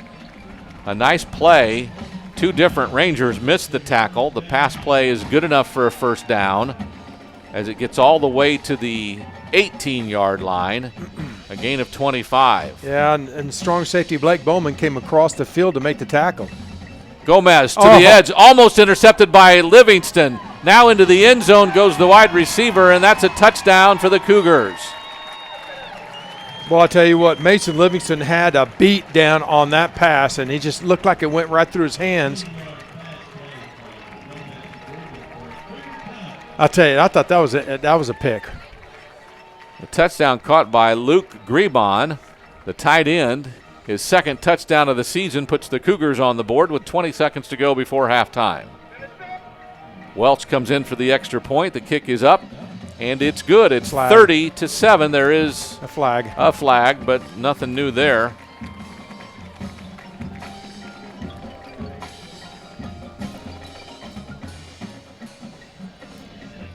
Offsides. Defense was offsides. It'll be declined.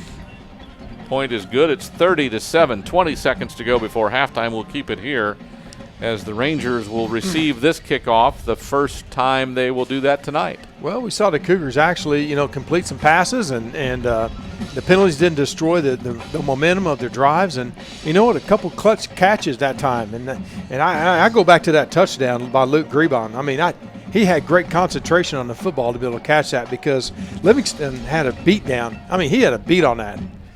I really thought that Livingston had it in his hands. And then they turn right around, and Luke Grebon is running in the end zone. So give him credit. Indeed. 16-yard pass play and a 25-yard pass play in that drive, an 11-yard pass play. So the Cougars get their first drive that results in a score. 8 plays and 70 yards.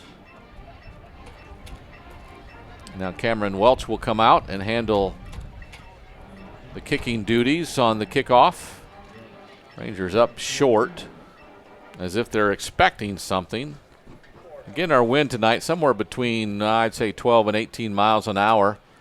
Kind of moving right to left for us. So at the Cougars' back and in the Rangers' face here in the second quarter. Rangers kind of spread back out a little bit after they look at what the Cougars have lining up. From the right hash, Welch kicks it off high and far. Good kick. Nutt into the end zone, will down it, no doubt. Oh, he's coming out. Why on earth? And he's across the 20, across the 25, so he actually got more yards than he would have if he'd have downed it. And here's a flag at the end of the couple of flags. 2 flags on the field at the end of the play. We'll have to see what they are. Tell you, Jalen Nutt was not going to be denied. He was going to run that football. My guess is an illegal block in the back because we're going backwards with it. And with 14 seconds to go, my guess is we'll take a knee. 30-7, Rangers up just before halftime. 3 touchdown passes by Luke Gombert and a touchdown run by Jacob Fortune.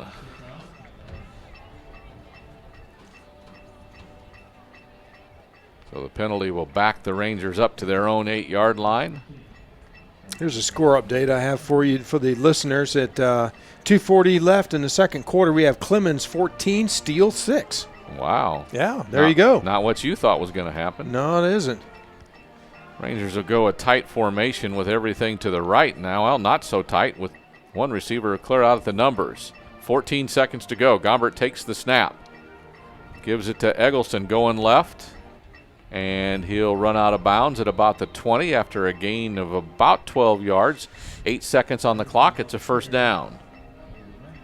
Just when you thought he was going to take a knee, Tony, he's going to run the ball and get another 12 yards out of it. So 1st and 10 from the 20 with 8 seconds to go. I don't think we're going to take a knee. So we're just going to hand it off and see what happens.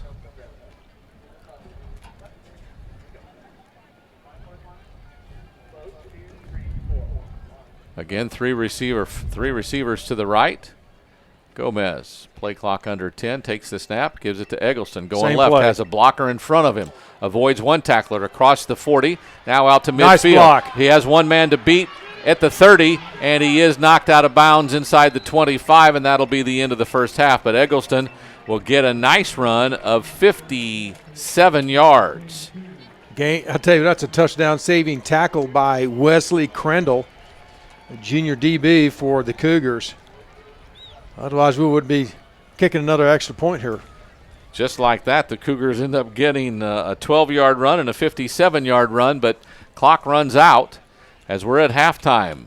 The Rangers lead the Cougars 30-7 here on the Ranger Network. We've got a whole bunch of things coming up for you, so stay with us here on the Ranger Network.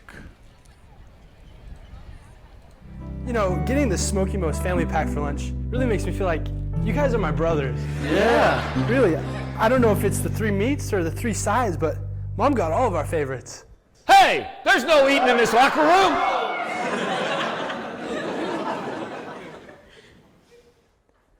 Smoky Mo's family pack makes us family, which makes me Super Dad.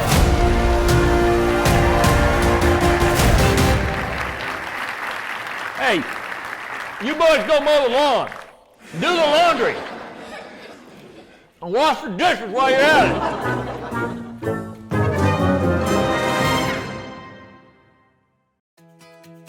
Mom Needs a Break Cleaning is the professional service you can trust. Thorough, careful, and affordable.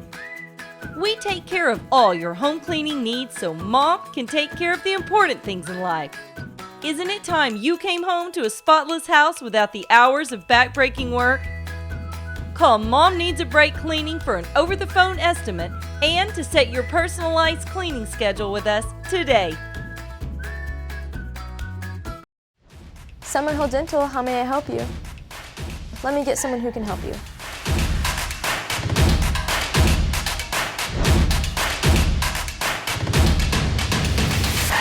There's a phone call for cleaning on line 2. I'll get Melanie on the phone. Line 2 for you. Thank you. Hi, this is Melanie. Yes, we do deep cleanings and mouth guards. Of course we do implants. We actually make them here in-house. I can get Dr. Bayless to talk to you about it. Don't forget to point your toe. Thank you. Summerhill Dental. We are your Smithson Valley dentist. And it's time for the Ranger Marching Band here at Cougars Stadium.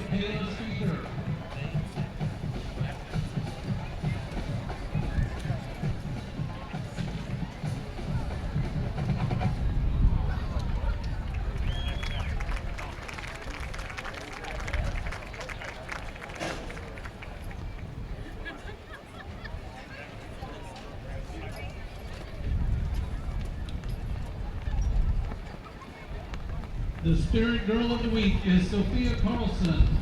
The Dancer of the Week is Lindsay Zettler.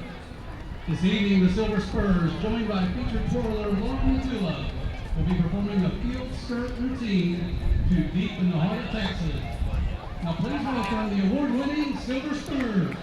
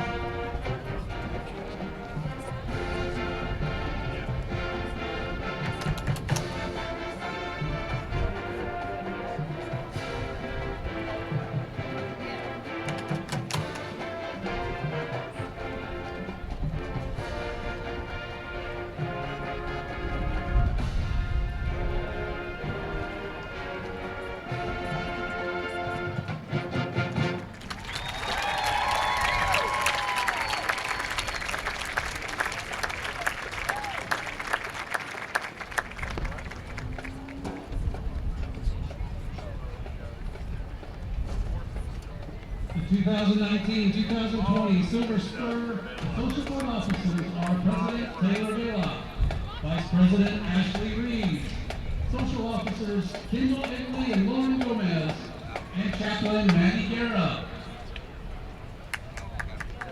Next, the Ranger Band and Color Guard will perform a portion of their UIL marching show entitled Mystery Tour. The show will feature the music of the Beatles, including Eleanor Rigby, Yesterday, and Gotta Get You Into My Life.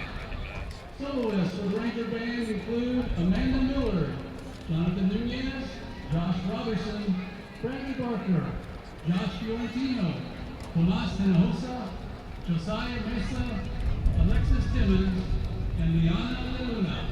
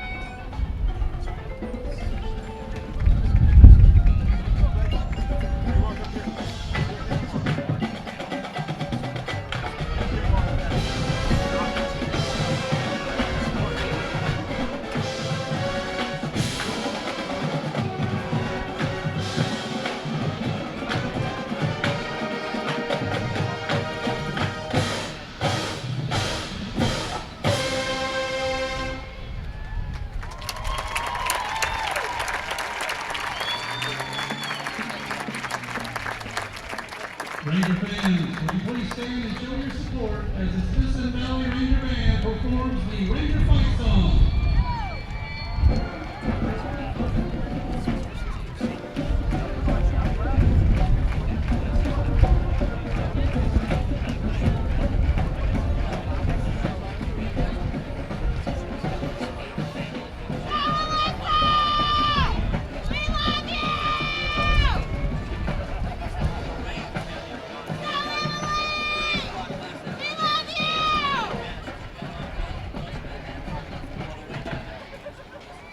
The directors of the Ranger Band are Matt Bain, Michael Childress, Jeff Yates, Samuel Whitfield, and Travis Land.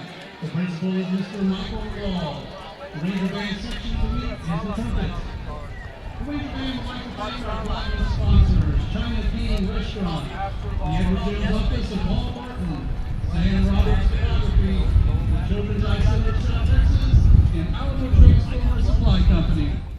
This is Paul Martin, the voice of the Ranger Band. All right, you heard the Ranger Marching Band perform here at halftime. Now the Canyon Cougar Band's getting ready to come out, so we're going to take a timeout. We'll come back with Senior Moments as we're here on the Ranger Network with the Rangers leading the Cougars 30-7 here at halftime.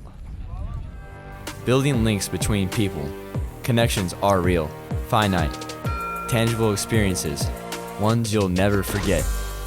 GVTC understands and delivers connections for their customers every day.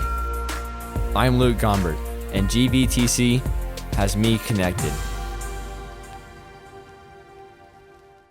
Okay, take a look here. You know, these pearly whites, they're just not right. So you got this guy here, and boom, you move it over here. And don't forget this guy here. You shove it over here. After Ferris Orthodontics get a hold of these teeth, bam! It's like magic for your teeth. So the thing is, when teeth are lined up, you get a good smile. And it was Ferris Orthodontics that did that right there. Thanks, Coach. Thanks, Brant. Today I am here with Austin, Tom, and Devin. Are y'all excited to do some Rangers trivia for Senior Moments? Yes, ma'am. All right. I'm going to let y'all know, y'all are not just playing for fun. You are playing for a piece of history. This is a piece of Rangers turf that just got replaced with our new field. So lots of memories on this. You better take it seriously and win. You ready for it? Ready. All right. Let's do it. So y'all ready for your first question? Ready. All right. This is going to be a multiple choice question. How many times can a hummingbird flap its wings in a single second? A, 20 times, B, 40 times, or C, 80 times? C. C is correct. 80 times a second. Yes. That's pretty amazing, isn't it? That is insane. Yeah, pretty crazy. Do you know that hummingbirds can fly up, down, left, right, backwards, and even upside down? Pretty wild. Yeah. That's how y'all need to play out there. Upside down. Yeah. Upside down. Whichever way you can get there, right? Not including holiday colors, how many colors are in a package of M&Ms? Devin? Red, yellow, blue, green, brown, orange. Yes, you nailed it. Good job. If you were to add all the holiday colors there are, total, multiple choice, would there be A, 14, B, 34, or C, 22 colors? Tom? 22. C, 22 is right. Good job. You know, they have Easter pastels, they have the red and green. Yeah. Next question. What were the dogs' names in Where the Red Fern Grows?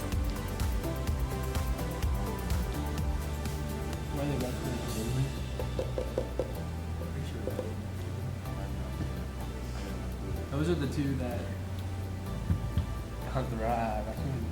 Yes. You're in the right book, Devin. I think you might have read it. There's two. They're like twin dogs. And they're in the movie. They're like So it was the movie you watched, not the book you read. Anyone? Did y'all give up? I phoned a friend. Old Dan and little Ann. I was feeling Jack. Yeah. Does anyone know how old Dan died? 17. How he died. How he died. How did old Dan die? Devin? Old age. No. I wish. Snake bite. No, not a snake bite. That would have even been less tragic than what happened. Tom? I don't know.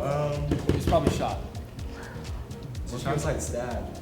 A mountain lion got him. It was horrible. Yeah, it wasn't good. Maybe it wasn't in the movie. I don't know. Finish this song for me. If you like to talk. 2 tomatoes. Yes, good That's job. from VeggieTales. It is VeggieTales. Dude, that's exactly what I thought. Devin gets another point because he could name it. 2 points, Devin. That's 3 in total. You know, way back in the 90s, there were these things called payphones everywhere. If you were going to stop and use a payphone, how much money would you put in to make your call? 25 cents. 25 cents, you are correct. Does anyone know what would happen if you were making a long distance call and you had used up your funds? Did they send you a bill? No. If you wanted to keep talking, what would happen, Devin? You would either hang up or you'd have to put another quarter in. Yeah, the operator would come on and tell you how much more money you needed to pay to keep talking. I watched a lot of movies. Okay, guys, how many Pokemon are there? Multiple choice. A, 120. Answer C. The answer is not C, Devin. You're a little fast on the draw. Did anyone get it? Y'all want me to finish the question? Oh, Austin? It's not B. Got it. I got it. Tom? Was it A? No, there was an option D, and it was D. No, it's been 3. All right, guys, next question. What football movie had the line, "Now that's some high quality H2O"? Dude, Devin. No way. The Water Boy? Yes, the Water Boy. Very nice. Okay, ready? Bonus point. Who did Waterboy love more than anyone? His mom. Very smart. Nice. He's a smart kid. Gotta love mama, right? So good at this,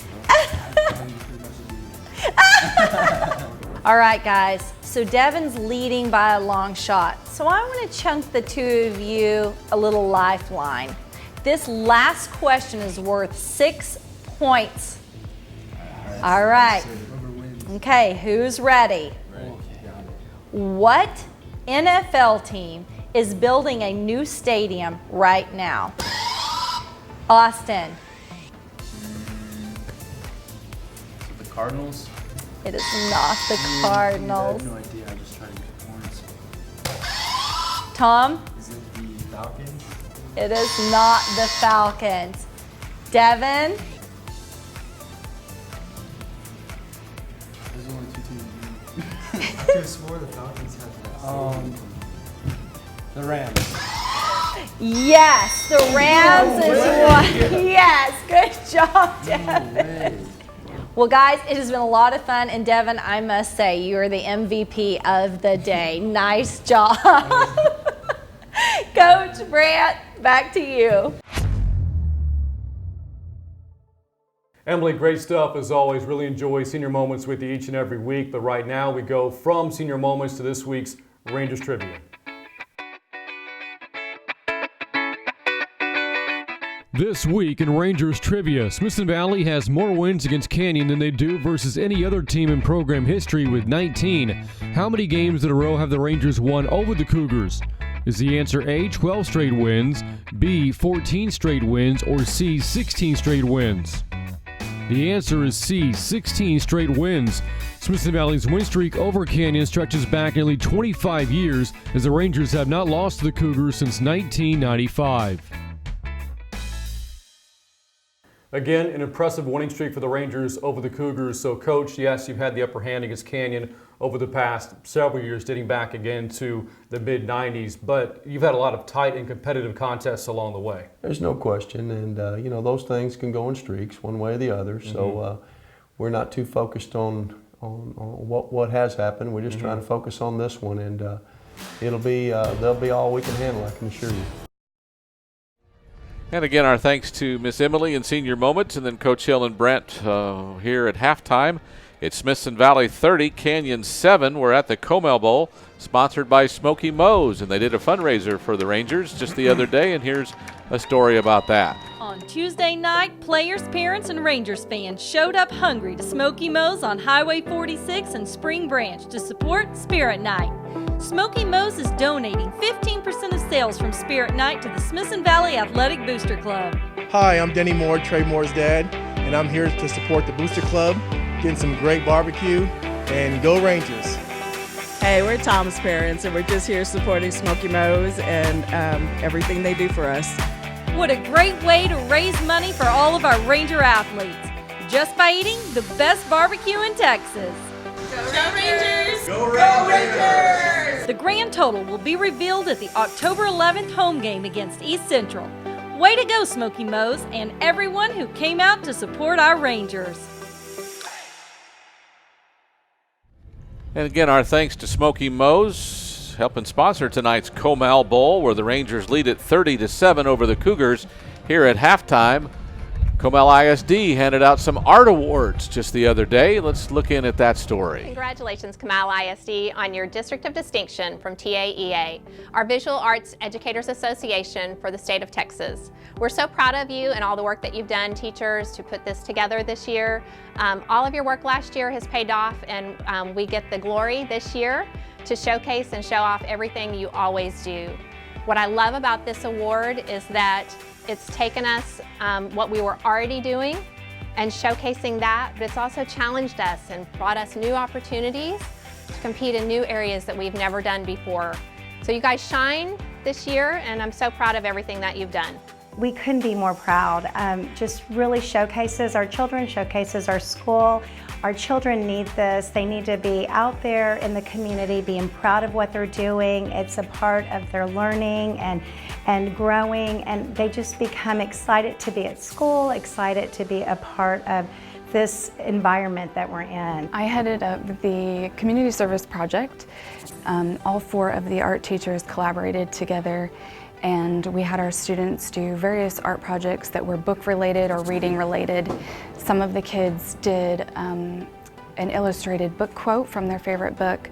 Some of the kids did a printmaking project in which they printed onto bookmarks.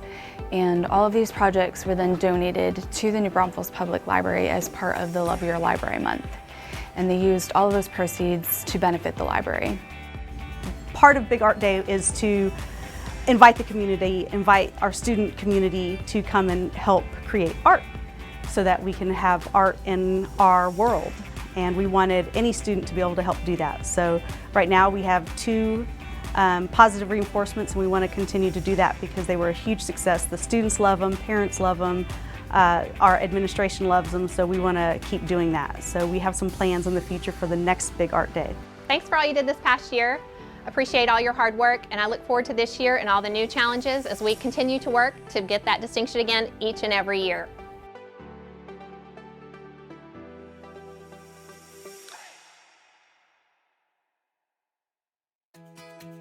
Mom Needs a Break Cleaning is the professional service you can trust. Thorough, careful, and affordable. We take care of all your home cleaning needs so Mom can take care of the important things in life. Isn't it time you came home to a spotless house without the hours of back-breaking work? Call Mom Needs a Break Cleaning for an over-the-phone estimate and to set your personalized cleaning schedule with us today.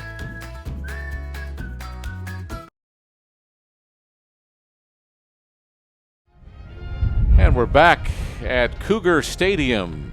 Halftime about ready to conclude. But we want to talk about Mom Needs a Break Cleaning, one of the newest sponsors of the Ranger Network, and we're glad to have them on board and thankful for all that they're going to do in the future with us. Absolutely. What a great concept. A great idea for moms out there in our community. I mean, everybody needs a break now and then, and you know, moms and wives and even sometimes daughters and sisters and everybody, and everyone pitches in to clean the house. Sometimes you just need a break and have someone professionally come in and do it for them. It's a wonderful blessing. It'd be a great gift for, you know, a birthday or an anniversary coming up or whatever. It's just a great opportunity to think about doing something nice for your loved one. Indeed it is.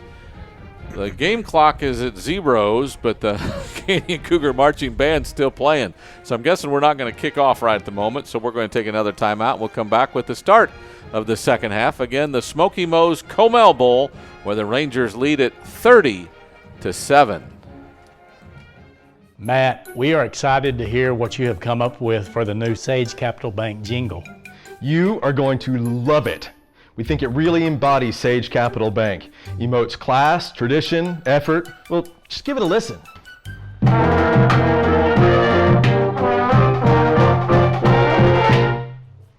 Man, that's really got spirit, but isn't that awesome? That's the Smith. Best song ever. Well, yes, it is. Yes, nailed it. Guys, we have got ourselves a jingle. Let's do it again.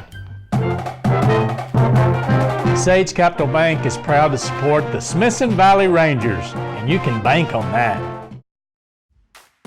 Fisher's Neighborhood Market is teaming up with the Smithson Valley Rangers. When you stop to gas up, look for the Ranger Spirit Pump. A portion of sales from this pump will be donated directly to the SV Athletic Booster Club to help out our Rangers. So choose the one that's Ranger Blue and fill up. Fisher's Neighborhood Market is proud to sponsor the Smithson Valley Rangers. Okay, take a look here. You know, these pearly whites, they're just not right.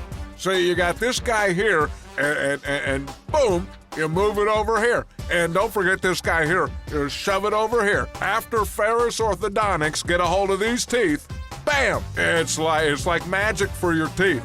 So the thing is, when teeth are lined up, you get a good smile. And it was Ferris Orthodontics that did that right there. You know, getting the Smoky Moe's family pack for lunch really makes me feel like you guys are my brothers. Yeah. Really, I don't know if it's the 3 meats or the 3 sides, but Mom got all of our favorites. Hey, there's no eating in this locker room.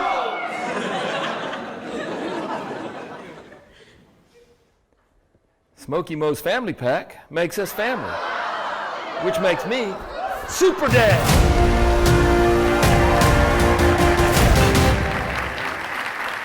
Hey, you boys go mow the lawn, do the laundry, and wash the dishes while you're at it.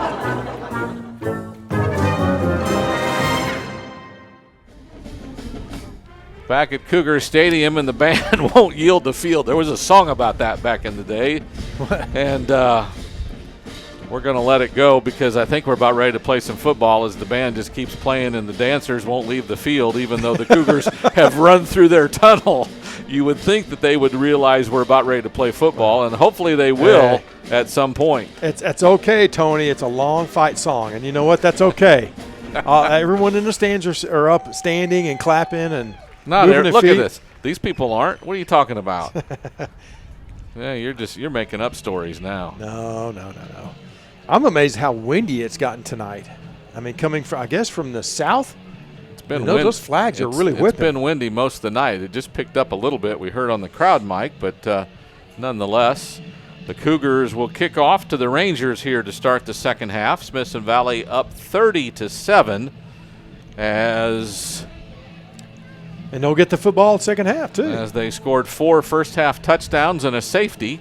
You don't see that every day. No. 3 touchdown passes by Luke Gombert to get him up to 7 on the season. And Jacob Fortone scored his 5th touchdown rushing of the season.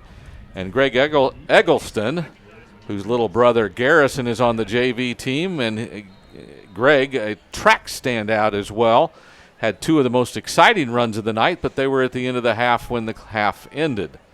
In any event, the Rangers will get the ball first after this kickoff with the wind, which means the Rangers will get the ball in the third quarter and the wind in the fourth. This one's kind of popped up. Jalen Nutt lets it go through his hands, then picks it up around the 13. Sees a bunch of black jerseys around, tries to fight upfield, and gets up to about the 19 before he's brought down by a whole host of Cougars, including Matt Pavelik, a backup fullback, and the Rangers start 1st and 10 from their own 19. Boy, the name Pavelik kind of rings the bell of a lot of Paveliks have played for Smithson Valley, and a lot of good football players with that last name's gone through the program, right? Several of them played at Southwest Texas, too. And one in particular played at Baylor University, all conference, and then went to play, I believe, with the Seattle Seahawks for a couple of years. Linebacker. Baylor Bears going to win tomorrow? They're going to win tomorrow. It's a big game against Iowa State, but they're going to do it. All right. A lot of good college games tomorrow. The Rangers trying to make this a good high school game. Gombert gets it, hands it off. Fortone has a big hole up the middle. He's on the loose across the 40. Midfield might be caught from behind, and he is by the unnamed defensive back who keeps making plays tonight. We still don't know who he is. Fortone out to the Cougar 35. A gain well, of 46 yards. We'd like to be able to give this young man credit on the air. Without a doubt. If we knew his name, because he's made a lot of tackles. He's been on a lot of plays, and we can't find him. He is not on the roster, and it's hard to call out a name of someone who's not on the roster. In any event, Gombert takes a high snap, hands it off to Fortone, who again goes up the middle and runs with lots of room, and I think he has another first down as he's near the 25. Well, they're going to mark him at the 26, so a gain of 9, and it'll be 2nd down and 1.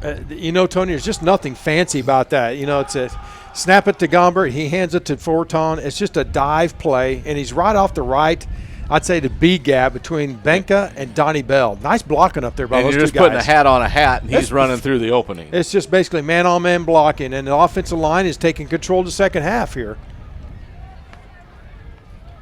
So 2nd and 1, Gombert snaps his hand, then looks to the sideline for adjustments, talks to his offensive line as the play clock goes under 5. And then the timeout by the Canyon Cougars. They did this at the start of the game, and about 71, 81, 91 seconds, 81 seconds into the second half. Here's another Canyon Cougar timeout. We'll stick with them as we want to talk about what the Rangers have been doing today. And again, a very active drive to start the second half. As you mentioned, just some straight-ahead blocking and some big runs by Jacob Fortone. Well, and I think this goes deeper than just what we're seeing during the play, Tony. I think we're looking at right now from last week's upset, the upset from Clemens to now this week. This is a new attitude and setting a tone as far as the type of Ranger football that we're going to see the rest of the year. They're going to be aggressive. They're not going to have a bunch of penalties. There'll be assigned football. They're going to execute, and they're going to give 110%. And that's what we've seen so far in tonight's game. Rangers will have 5 games left after next Friday night's open week. They'll come home to East Central, then go to Judson, home to Steele, at San Marcos, and home to New Braunfels to close out November, and then into the playoffs. Rangers 2nd and 1 from the 26 after the Cougar timeout. Gombert straight ahead. Eggleston has first down yardage before he's tripped up and brought down. First down. After a first down yardage, Wesley Crandall, one of the defensive backs on the field, ended up with the tackle, but it's 1st and 10 from the 21 on the 5-yard gain. Nice job that time by Taylor Brooks, the center for the Ranger football team. He's a bright young man. In fact, what he likes to do besides football is really be a part of the debate team, and he participates in the students that go out and debate. And he says he wants to go to Texas A&M and study information systems. So, bright young man. Eggleston on a handoff going left, runs into a defender who makes the tackle. Ty Hanada, a sophomore cornerback, after a gain of 3. That time Eggleston had some room and ended up just planting his foot and going right into the defender where he could have avoided him perhaps with a different move. In any event, it's 2nd down and 7 after the 3-yard gain. They moved into the red zone now, 2nd at the 19-yard line. So see how aggressive the play call will be down here. Wide receiver at either side of the field on the numbers. Gombert hands it off, fakes the handoff, has a man over the middle. It's Chandler Cole who can't hang on to the ball. Looked like he might have had it, and when he rolled over, he was unable to contain it. Chandler Cole, the senior, who already has a touchdown tonight, couldn't grab that one in. It's 3rd down. That was a good pass by Gombert. He let it just enough over his shoulder, and Chandler Cole was just not able to tuck it in. And he was covered by number 13, Wesley Crandall. Crandall did a pretty good job staying on his inside hip, but I bet you Chandler Cole wish you had that one back. Looks like we have a 5-yard penalty against the Rangers. Didn't see the signal. So instead of 3rd down, now it's still 2nd down, now in 13 from the 24. Well, I said how aggressive would that last play call be? Well, it was aggressive. Yeah. They went for the end zone. Gombert takes the snap, passing. Had Cole open going to the left flag, and he's going to be sacked on a good pass rush that time. The first one tonight really by the Cougars, but they got to him as he was looking for a pass completion, and that's a sack clear back to the 34. That's the first time that Luke has had really pressure up the middle. The offensive line's done a pretty good job, and I wish we had a replay because it looks like maybe the defensive line did a stunt. And Ricky Silva, the defensive end, number 45, is the one who came inside, right up the gut, and he was basically scot-free, and he made the sack on Gombert. So 3rd and long. Let's see what the Rangers will dial up here. Gombert wants to pass, rolls a little right. He's throwing long, intended for Douglas. Toward the goal line, he's run over by the defensive back, and there is no flag. Goodness. Douglas had slowed down to catch the ball, and the defensive back, which was Darren Tanner, just ran right through him. Well, Tanner never returned or looked for the ball. It should have been interference. So the Rangers will have to punt on the incomplete pass. I think the line judge was looking for the back judge to throw a flag there, and he didn't. So Brooks will try to pin the Cougars deep in their own territory again. Into the wind. His low rugby-style kick is held up by the wind and then gets a bad bounce, not a good Ranger bounce. So the punt will be marked very short, only about 14 yards, and the Cougars will have it 1st and 10 from their own 20. Well, that's a missed opportunity, taking the opening drive and marching and getting into the red zone and coming up with no points because of a penalty and a drop pass. Just you got to take advantage. If you're a good team, you take advantage of those opportunities. Kind of a bad tone to set to start the second half on an offensive drive that should have gotten some points out of it. Yeah. And listen, and I know the score is 30-7, but hey, this Cougar offense is explosive. They got some playmakers, so they can get in the end zone pretty quick. This game is not over. 8:24 to go, 3rd quarter. It's 30-7. Smithson Valley on top. Gomez takes the snap, gives it to Jerep. Up the middle, defenders are there. Won't get but about a yard to the 21. And Trey Moore on that Trey Moore was just climbed on his back the minute he saw him. Some other Rangers were in there to help. So it's 2nd down and 9 after the gain of 1.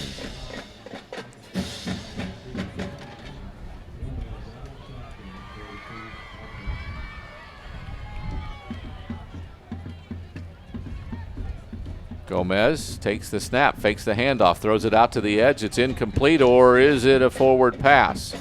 They call it incomplete. That ball was dangerously close. It was close. Dangerously close to a lateral, because if it was nothing but equal. There was no way that was a forward pass. Well, but it's incomplete and it's 3rd down. Good for Gomez that time that he just misfired on Wilford. Well, Wilford actually hit him in the hands. It wasn't a great pass, but hit him in the hands. He could have caught it, but yeah, if that was a forward pass, then actually, that would have been maybe the wind pushed it forward, because that was anyway. 3rd down and long. Motion. Gomez wants to throw, has some pressure, and throws it out to the edge. It'll go incomplete. Jalen Nutt on coverage.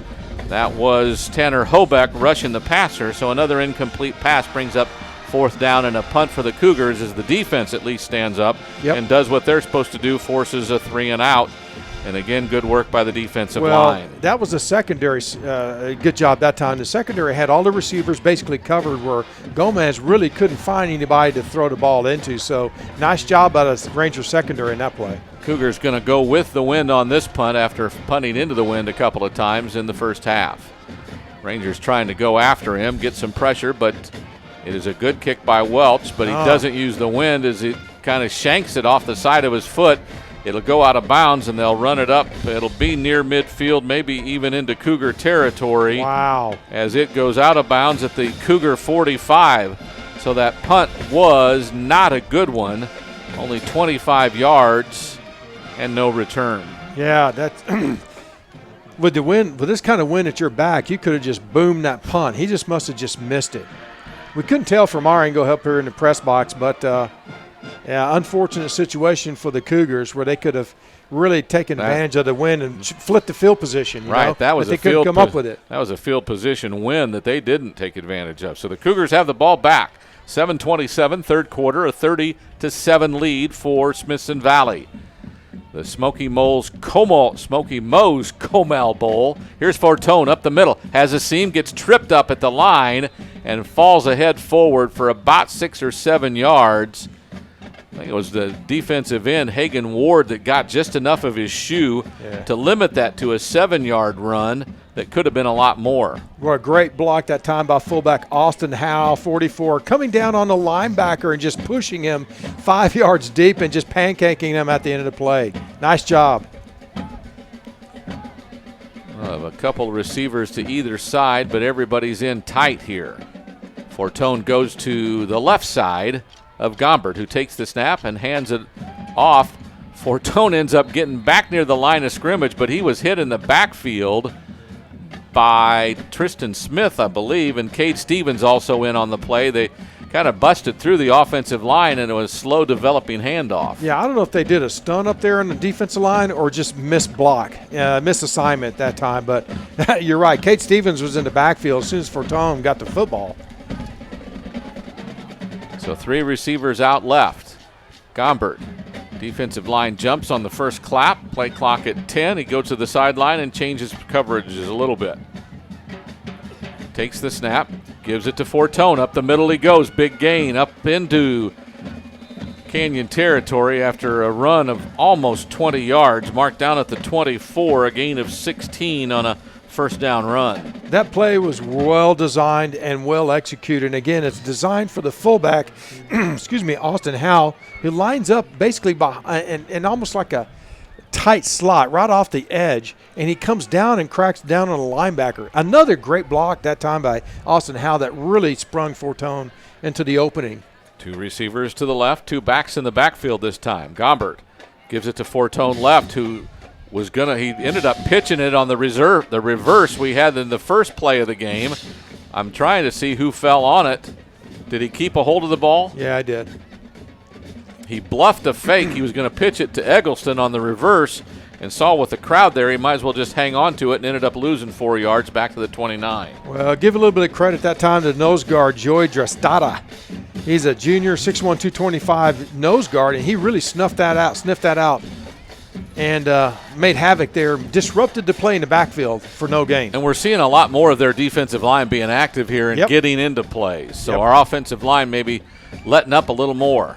Gombert to Fortone, going left, has a blocker in front of him, gets outside at the 20. Now he's going to the end zone, and he'll score. Jacob Fortone, his second rushing touchdown of the night, this one from 29 yards. And the Rangers go up 36-7 with the extra point to come. Just well executed that counter trap play to Fortone. He's lined up on the right, but he's going to run the ball back on the C gap on the left side. And again, I have to call his name again, Austin Howe, the fullback, 44, with a great downfield block that really sprung Fortone in the end zone. Joaquin Rodriguez in for the extra point. Gombert on the hold. Chandler Cole on the snap. All are good. It's 37-7. The Rangers have taken a 30-point lead with 4:42 to go in the third quarter. We'll take a quick timeout. We're back after this on the Ranger Network. You know, getting the Smoky Mo's family pack for lunch really makes me feel like you guys are my brothers. Yeah. Really. I don't know if it's the 3 meats or the 3 sides, but Mom got all of our favorites. Hey, there's no eating in this locker room.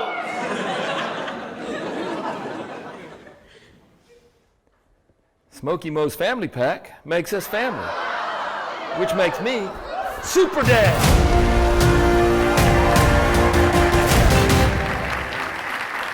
Hey, You boys go mow the lawn. Do the laundry. And wash the dishes while you're at it.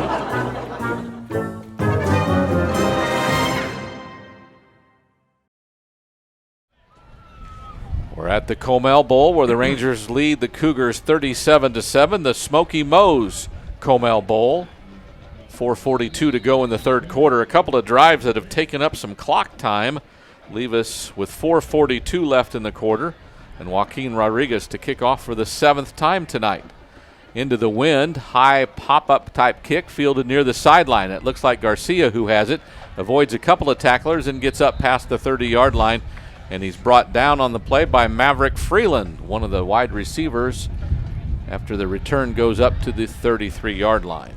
Couple 26-6A score updates. We have going into the fourth quarter, East Central 24 over New Braunfels Unicorns 20, so 24-20. East Central over New Braunfels. And we have Clemens 14, Steele 9, and it's middle of the third quarter.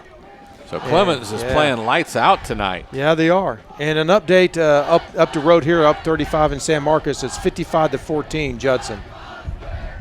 Gomez wants to roll to his left, has some pressure, now pulls it down, now throws it to the sideline. And did he find someone? I think it's incomplete. Boy, he was really fighting for his life there as he rolled out to his left and couldn't find an open receiver. I think Farr against Nutt was who he was looking for, but couldn't get him open. And the incomplete pass brings up second down. Well, the secondary's best friend is a good pass rush, and that's exactly what's been going on this third quarter, where it looks like there's more Rangers from the front four getting in the backfield and causing just some disruption into the pass rhythm for Gomez. And that time, again, was another opportunity for that to happen, and for his incomplete pass. We have a penalty against the Rangers that will give them a first down, though. It was unsportsmanlike roughing the passer. Okay. Yeah. We had one of those or several of those last week. Yeah. It's almost like you don't want it to be blatant, but if you're just being physical after the quarterback, there's nothing wrong with that. So it's a 15-yard penalty from the line of scrimmage. And it's on the first down. on the personal foul, and it is a first down. Procedure. An illegal procedure, so they get a 15-yard penalty. And Tony, they didn't give one back. You know, the referee should have halted the play anyway because the chains weren't even set. Yeah, it's like the referee's not really controlling this ball game. Well, I think he's in a hurry. He's trying to get out to Smoky Moe's for a sandwich. I'm telling you, aren't we all? The ball had moved a little bit, so now it's put back down, and the Cougars will start 1st and 10 from their 43. 1st and 15, pardon me. Play clock is started. Little motion action. They give it to Jarrett. Going right, gets outside tackle, breaks containment, and gets back to the original line of scrimmage with a gain of about 5 yards on what was about a 25-yard run. Yeah, it was. I'll give Jarrett a lot of credit on that. It's really on himself because he really wanted to run off the tackle, but it was all jammed up by the Ranger defensive lineman. So he bounced outside and had to maneuver around Zoig, just missing his tackle, and made enough for, made it some yardage, that's for sure. 2nd down and 10. This time Gomez will keep. Wrapped up by Zoig after a gain of a couple up to the 50-yard line. So it'll be 3rd down and 8 there. Zoig, Witcher, and Moore, all of them kind of right there on the tackle. Rangers defensive line really holding serve tonight so far. If not for the penalty, the Cougars would be struggling to get any yards right now. Gomez wants to throw out to the side, knocked down. That's Trey Moore. No, it was Trey Moore who jumped up and probably had a chance to catch that because I think that hit him just above the helmet. Yeah. That's great defensive line recognition. And once you see that quarterback going to throw a quick hitch and you're not going to get to him, you jump straight up, get in his line of fire. And that's exactly what Trey Moore did. Cameron Welch on to punt on 4th and 8 with the wind at his back. Let's see if he can take advantage of it this time. Rangers get some pressure through the middle but don't get it. It's still not a great kick, but fielded at the 5. This is Mason Livingston. We're going to have an illegal block, and they'll bring it back as he runs across the field. And flags are flying all over as he gets it back near the 30-yard line, but this one's coming back. Yeah, very unfortunate. They're going to call that first one on Jalen Nutt. And it's just a rule of thumb. Once you see that hat pass you, you got to let him go. You can't even lay your hands on him now, Tony, or they're going to call that. So the 40-yard punt will actually get no return because of the penalty. And Smithson Valley will be deep in its own territory. Not real sure. Was this flag over here another one? On the far side? On the far side there was, yes. So there was a couple of them. Illegal block in the back is the signal. So from the 11, I believe it'll go half the distance to the goal line, so it'll be about the 5.5. That's a spot foul, so you're right. Right there on the 5-yard line. They're going to put it on the 5, so about a 6-yard penalty. And that's where the Rangers will start 1st and 10. 2:57 to go, third quarter. The Smoky Mo's COMAL Bowl. The Rangers lead the Cougars 37-7 here late in the third quarter. It is Luke Gombert out at quarterback. Fortone still at running back. Tietzman and Eggleston wide left or wide right in the formation as they move left to right. Hand off to Fortone's up the middle. There's a big hole as he sidesteps one defender and gets out near the 15. That'll be a first down run of 11 yards for Jacob Fortone. Real good block that time by the right tackle, Donnie Bell, coming down on the 3 technique that really sprung that hole open for Fortone to run through. I tell you what, they've been eating them up right in that B gap all night long. Credit to offensive line. That's that front 3 from the center, Taylor Brooks, and the 2 guards, Mazagimba and Benkin, doing a good job. No sense to stop, is it? Just keep doing it? What exactly.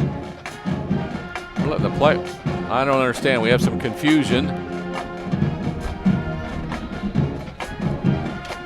Are the Rangers going to call a timeout? They did call a timeout. I don't know. Trying to think of why. Obviously a teaching moment when you're 37-7. You've got to stress certain things, but you're into the win, so you want the clock to run, so you're punting with it if you end up having to punt. But maybe they didn't have the right personnel that you wanted in there, and sometimes it takes too long to get the right kids in there. You know, right now these offenses are so sophisticated. They have packages with certain personnel to come in. I know they've got a 20 small personnel. They got 10 personnel, 11 personnel, 21 personnel.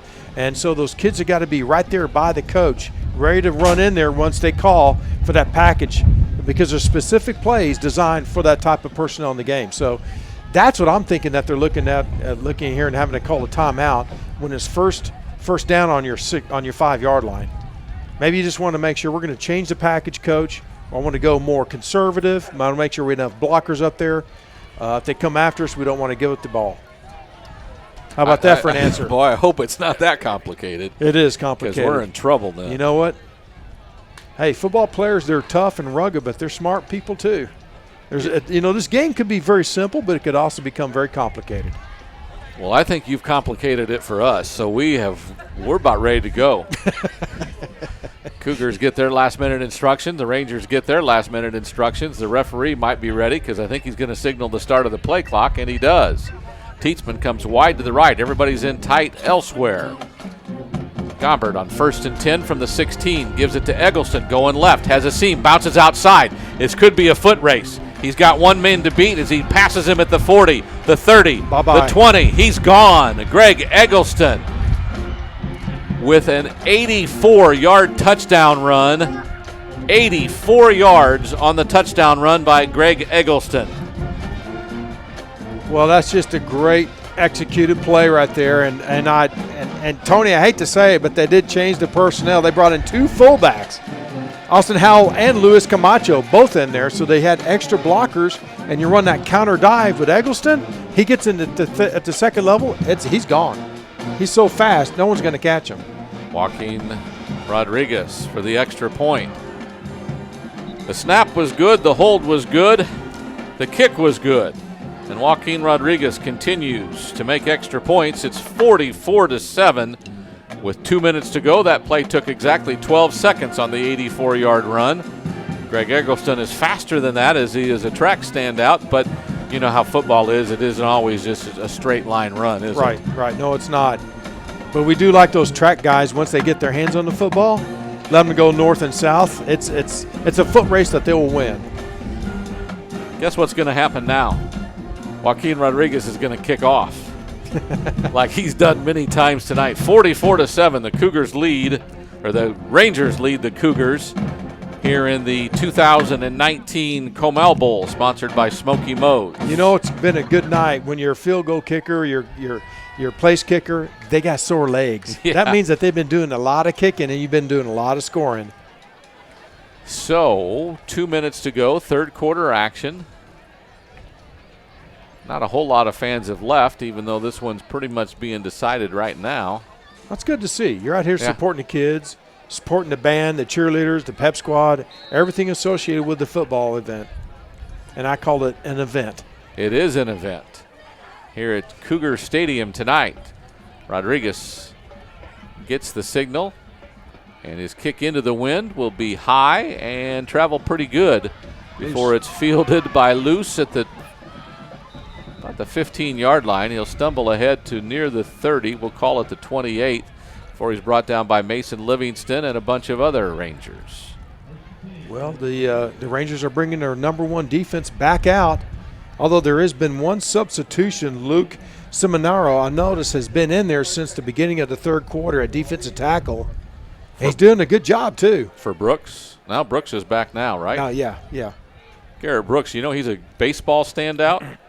Verbally committed to UTSA. We'll see what he does in the spring. Outstanding. Gomez wants to throw out to the edge over the head of Callan Farr, the senior receiver who has been the most sought-after receiver for his quarterback tonight and who always walks as slow as he can back to the huddle after a play. Yeah. Could he walk any slower? Well, just to let you know, speaking about Garrett Brooks, though, do you know I know his dad? I don't know that. Yes. Well, I'm letting you know now. I know his dad. We work for the same company, or used to.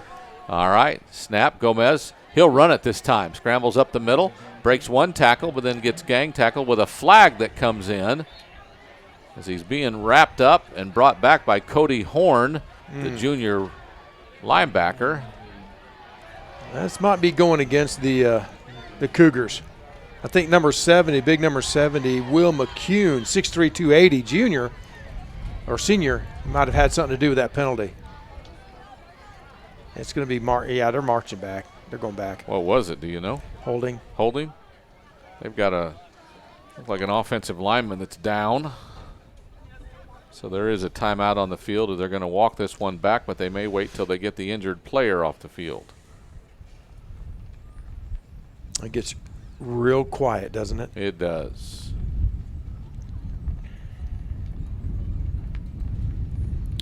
All you can hear is the wind. With an injury on the field, we'll take a quick timeout on the Ranger Network. The Rangers leading the Cougars 44-7. Fisher's Neighborhood Market is teaming up with the Smithson Valley Rangers. When you stop to gas up, look for the Ranger Spirit Pump. A portion of sales from this pump will be donated directly to the SV Athletic Booster Club to help out our Rangers. So choose the one that's Ranger Blue and fill up.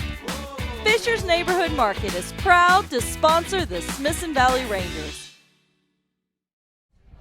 We're back to Cougar Stadium. The penalty was a chop block, so 15 yards go back. So it's now second down and very long.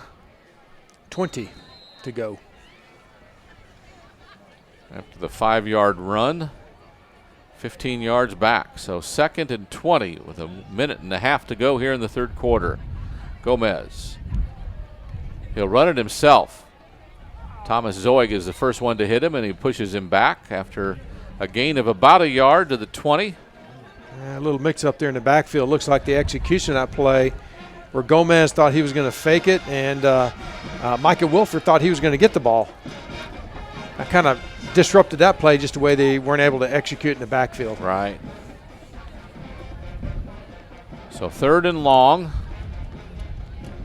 about 18 from the 20-yard line. 3 receivers go right, 2 to the left, an empty backfield. Jared is the receiver in the slot on the left side.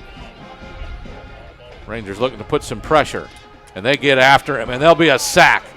Quick Nuss. Goodness sake, Connor Hambrook just shot through the left side of the defensive line and caught Gomez in the backfield for a gain of about 15 yards. Yeah, a loss of 15 yards. Yeah, Hamburg came untouched from the perimeter, right off the edge, and on the blitz, and got Gomez and wasn't going to let him go. And now the Cougars got to punt from their own end zone. They'll get decent field position. Boy, he barely got that one off. The wind will carry it deep. Livingston calls a fair catch even though no one's around him, and I think he's disappointed he did that now. They got the kickoff. There's only 10 seconds left here in the 3rd quarter, and they snapped that one in a hurry to get the kickoff with the wind. And that one, he cleared that one just by inches before being blocked, as there was another Ranger in there to knock that one down. That's about a 55-yard punt, though. He really boomed it once he did get connected with it this time. So when you thought the Rangers were maybe getting good field position, they still get good field position of it. But to your point, I think the Cougars definitely want to utilize the win on this last punt. 47 officially on the punt, and no return on the fair catch by Mason Livingston. So the Rangers will have one play here in the final seconds of the 3rd quarter into the wind, and then they'll get the win for the remainder of the game. 44-7, the Rangers on top of the Cougars in the COMAL Bowl of 2019, sponsored by Smoky Moe's. We got some new players in there. It is a new quarterback, and this is a new running back who runs into an offensive player. Give credit, though. Again, the quarterback is now Will Strachan, and the running back is Baxter Bounds. And the gain is about 7 yards up near the 48-yard line.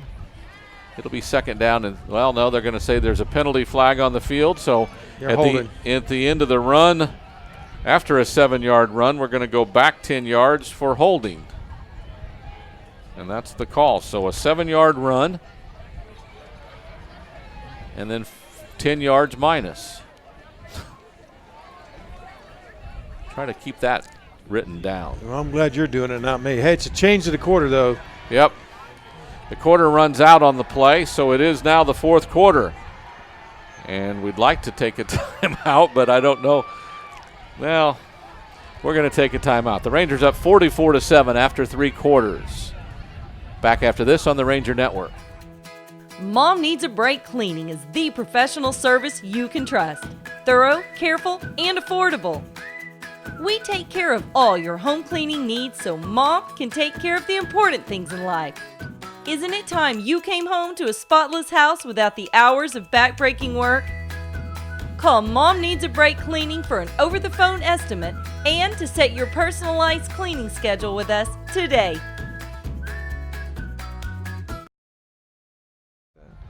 Back at Cougar Stadium, and again, our thanks to a new sponsor, Mom Needs a Break Cleaning. You see the number on your screen when we run that commercial, so give them a call.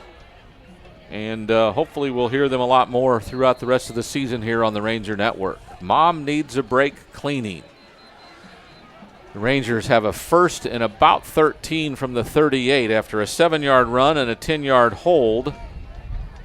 So the play doesn't count, but the yardage does. Yes. So it's still 1st down. Strachan hands it off. This is the other running back, Gabe Hoskins. Gets a gain of about 11 yards up to the 49, just short of 1st down. Trying to identify some of these offensive linemen that are now in the game. This looks like the 2nd unit. The entire 2nd platoon is now in. I tell you, there's a freshman kid, number 77, Colton Thomason. He is big. He's probably 6'5", 320. Playing right guard. He made a nice block that time that really opened the way for the runner. He just demolished the kid. Will Strachan is a 5'11", 160-pound junior. Fakes the hand. Well, he does give it off. This is Haskins again. Haskins. He's loose. He's down the right sideline. He's got one man to beat, and he does. And Gabe Haskins has his first touchdown of the season. The junior at 5'7", 145 has rushed for 133 yards. Well, there is a bunch more. 51 yards on the touchdown run by Gabe Haskins. Haskins saw nothing but green grass, and I tell you what, he turned the burners on, and he was playing like his chili was hot because he was going all the way to the end zone, and no one was gonna catch him. Chandler Cole, the snapper, is coming out. And we're going to get a backup snapper. I don't know who that is. I can't, yeah. We'll have to wait and see. The extra point try. Gombert holds. The backup kicker is in there. That is Colby Wright. The kick is good. So it's 51-7. Rangers up by a bunch. Looks like 56 Brandon Dornberg, the center junior, was in there on that deep snap. He was the backup center, the deep backup deep snapper. So in any event, the Rangers go up 51-7, just barely a minute into the fourth quarter here at Cougar Stadium in the COMAL Bowl of 2019, sponsored by Smoky Mo's. Got any other score updates? Yeah, I'm trying to see. In the third quarter, it's still 21-9, Clemens over Steele. I know. With a minute 21 left in the fourth quarter, East Central 24, New Braunfels 20. That's an upset. Yeah, coming down to the end too. And just now going into the fourth quarter, it's Judson 62 and San Marcos 14. That's number 10 Judson in the state. Well, Steele and Judson are both ranked in the top 20, and Steele's upset is huge. Yeah, Steele's ranked number 22 in the state. East Central. Remember, I was asking you about East Central. You know what? Let's look at that, though. Steele just lost last week to Judson in the battle of the district, if you will, the two best teams in the district. Maybe Steele has had a little bit of a letdown as they're facing a second really good team in the district back-to-back. And little hangover effect, maybe a little hangover. Yeah, I don't know. That's a good point. And the psychology of sports is a lot like that. How you perform in the field is not all physical. It's really more mental than anything else. And so when you're not focused, when you're not intent in your thinking, a lot of times you don't go out and perform to your ability. And maybe that has something to do with it, or maybe East Central's pretty good. Give them credit. Well, their other scores so far wouldn't lead you to think that. I'm just saying. Although they are 3-1 on the season, and they beat San Marcos to open district. And by the way, the Rangers have called a timeout before they kick off. Some final instructions to the kickoff coverage team that looks to be a lot of players who haven't done this so far. Colby Wright will kick it off as he gets the signal from our referee with 11:07 to go in the game. Rangers up 51-7. Colby Wright, senior, will put a toe to it. With the wind at his back, kind of pops it up. It'll land short and hit the ground. Fielded by Luce, who goes to the left sideline. Has some spins and some moves and gets out past the 35 as he continues to run it back farther than you think he should. This one will be spotted at the 37, where the Cougars will start 1st and 10. It looks like the junior linebacker Toby West was on the stop there. To your point, it's nice to see some of these kids that probably won't play a whole lot get a lot of action here in the fourth quarter. Indeed. We'll keep you updated on that game here. So a bunch of the backups in there for the Rangers. Backup quarterback is in for the Cougars. That's Michael Bassett, who started the first couple of games of the year, and he'll run it. He is a bull, too, and gets brought down in a heap. Good job by the outside linebacker there, Michael McCallie Lane. Lane, a sophomore linebacker at 5'9", 165, took on the 6'1", 225-pound junior quarterback, who is a load after a 2-yard gain. maybe a 3-yard gain. You look at Bassett. He's big. He's big, and you know what? But he's very athletic. He plays tight end, wide receiver, running back, and now quarterback. Very athletic young man. Fakes a pass. Now he runs, breaks a tackle, gets first down yardage near midfield before he's brought down by a host of defenders. That might be the best type of play for this offense. James Deerduff finally brought him down with some others at the 49. Yeah. They'll probably let him run a lot, Bassett. Just hacking the ball and let Jarrett be the lead blocker, and he'll follow him right up the line. I'm guessing that's the game plan, to just let him keep running it up the middle and see if they can get another score. And it's same thing. Little play fake. Now he's tracked down. A couple of flags come in. As a good job of Garrett Brooks helped wrestle him down along with James Deerduff, who was in on another tackle. It would be a gain of 1 back or up to midfield, but 2 flags come in, and we'll see what the call is. I think this is going against the Cougars. Well, that'd be my guess. Holding is the call. So still a first down. 10-yard mark off back to the 39. Yeah, it's interesting how Garrett Brooks is still in the game. They have now substituted him out. Well, you said he sat down some of the third quarter as they gave somebody some minute, Hambrook or somebody some minutes. Yeah. So I think did you say he just got taken off? Yeah. Okay. This time a pass by Gomez, who was in the backfield with Bassett. And Gomez's pass goes incomplete to the far sideline. It was good coverage that time. Jacob Perez, free safety. He's a senior. Nice job. So Gomez is in the backfield with Bassett now, both quarterbacks. We'll see who takes the snap this time. Cougars just trying some different things. Callan Farr is a big kid, too. Farr, he's down here and split wide to the short side of the field. Gomez is going to throw a pass, nice. And Farr catches it and breaks a tackle, but good job on coverage that time. Was that Senny? Came up. I think it's Noah Flores. Okay. Yeah, Flores came in there and made the initial hit. You're right. He read the play perfectly. But, again, Farr, he's a big kid. He is. He's a load, and so Flores gave him a nice pop, wrapped him up, but it took a little bit of his friends to come over there to finish it off. Well, he held him down long enough for the defense to come over and cover, and it was a loss. After the holding call, another loss of a couple of yards. 3rd and forever for the Cougars. Gomez takes the snap, rolls to his left, wants to throw it out to the edge. That's Garcia, who gets back near the original line of scrimmage before he's forced out of bounds near midfield. Good tackle on the play by Cody Horn, a junior receiver, and it'll be 4th down. That's four down territory, I guess, in this situation. So it's the ball's at the 50-yard line. 4th and 9 for a first down. Game clock running at 8:15 to go in the game. Play clock goes under 15 as they break their huddle. Garcia wide left, Farr down here on the right, near side of the field.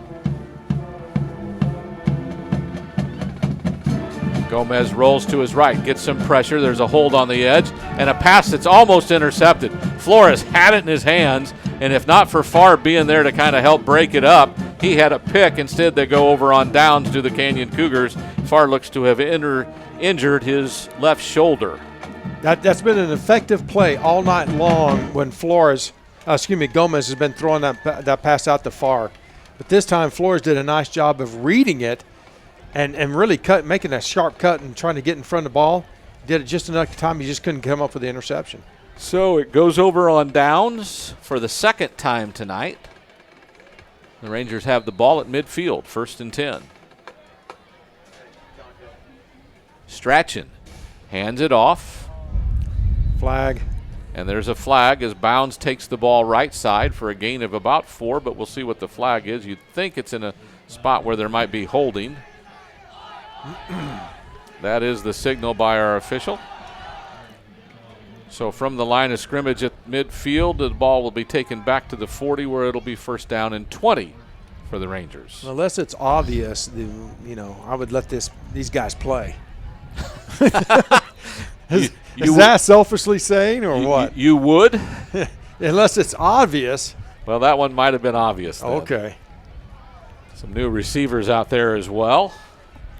Steele Worsham. Spread out here to the left. Strachan's going to throw it. And a pass is caught on the right side. A short gain before the receivers wrestled down. That's Cooper Douglas. No. That is not Cooper Douglas. That's Ryan Hacks. Nice passing catch that time by the Hikes. Hikes? Hakes. Stretching the Hakes. Stretching the Hakes. There you go. We'll call it a gain of 3 to the 43. As new player after new player is coming in on every down now. This is when you need a spotter. We do. We need a couple of them. Strachan, the quarterback. And is there a timeout? Yeah, coach called timeout. Well, this will be the final timeout called by Smithson Valley as Larry Hill will take a timeout. We'll take it with him here on the Ranger Network. The Rangers lead at 51-7. Building links between people. Connections are real, finite, tangible experiences, ones you'll never forget.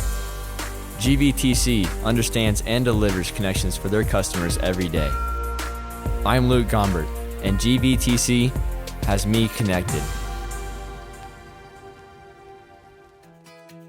Mom Needs a Break Cleaning is the professional service you can trust. Thorough, careful, and affordable. We take care of all your home cleaning needs so Mom can take care of the important things in life.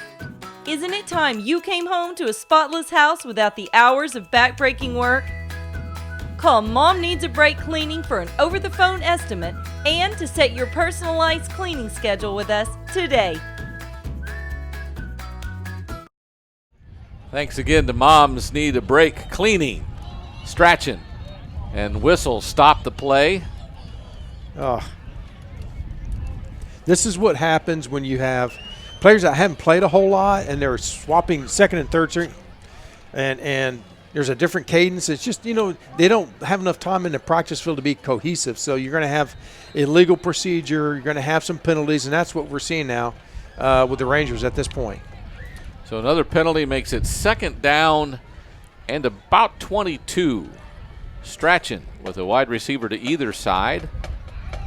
Fakes the hand. Well, he gives the handoff to Bounds, who tries to come out the left side but gets shut down after a short gain. Looked like Nick Albrecht was in on the tackle, and kind of surprised he's still on the field. But so a gain of a couple. Being pretty vanilla, pretty plain with their offensive calling. Just, keep the clock running. You can tell that they've slowed down the play calling. Let the play clock go all the way down as far as possible before they snap the ball. Game clock under 6 minutes to go. 51-7. Rangers over the Cougars here in the COMAL Bowl of 2019, sponsored by Smoky Moe's. Two receivers right, one to the left. Strachan sends a motion and hands it off.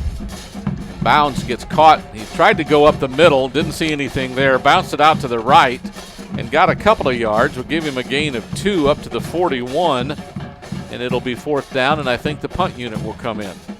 Give some credit to the linebacker 35, Chase Thedford. He's a junior linebacker. He really got in the backfield to disrupt that flow of that play, and the play had nowhere to go, actually. We don't have a snapper on the field. The punt unit is out. There's still time if we can find a deep snapper. Chandler Cole, the normal deep snapper, now comes out. He came off the field last time we kicked. They have one more timeout left. Well, the clock says we don't, but did the Rangers call that timeout that they don't have? Do they have it? They must have had it. They must have had it. The scoreboard must have been wrong. Or although the referee's talking. They're marking the card saying, okay, they have 0 left. No timeouts left. Okay. So there is a timeout on the field as the Rangers didn't have a deep snapper for the punt. But then Chandler Cole came out on the field, and Larry Hill said, let's call timeout anyway. And this is, this happens a lot, Tony. The first time you really get all of the reserves of players a chance to play in a game, it's tough. They don't get the practice like this all the time during the day. How many deep snappers do you have, sir? One of them has to go out. So Chandler Cole will deep snap. I think we have a different punter out there.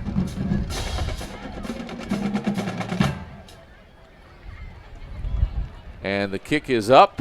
Good punt. By Wyatt Hayden. Good punt. And it'll roll out of bounds inside the 10-yard line. So a great punt of more than 50 yards, 51 yards to be exact, and rolls out of bounds near the 7-yard line. So great punt activity. Yeah, Wyatt Hayden that time, a junior.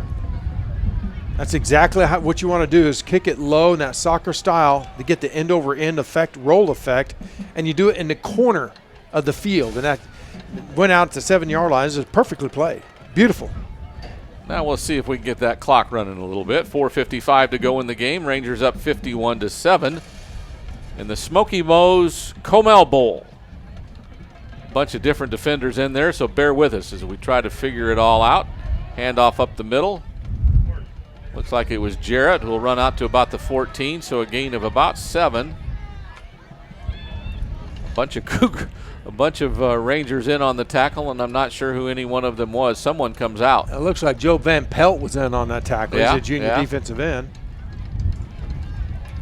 So Gomez hands it off to Jarrett again. This time he stood up. I think he'll fall ahead for another yard to the 16, so it'll be 3rd and 1.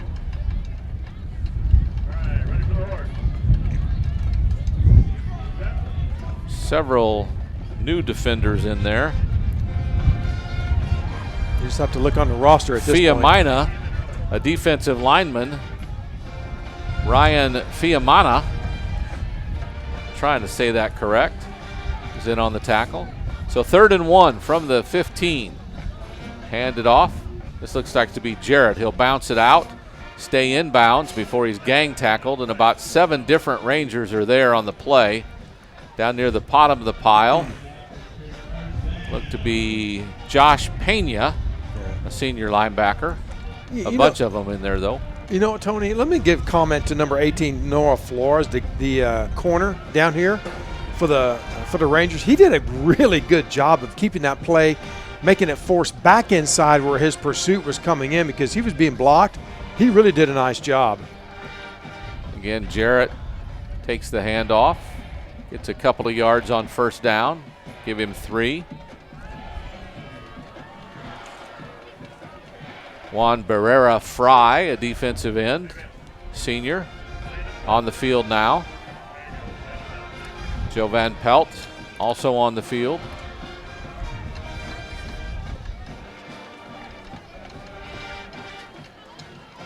Jarrett again with a handoff. Actually, no, this was the backup running back, Micah Wilford. Gets 1st down yardage up to the 38-yard line. Clock goes under 3 minutes to go as they move the chains. 51-7, Rangers on top of the Cougars. Manny Carreras, the 97, the linebacker, senior, getting a little play time, making a tackle that time. Good job.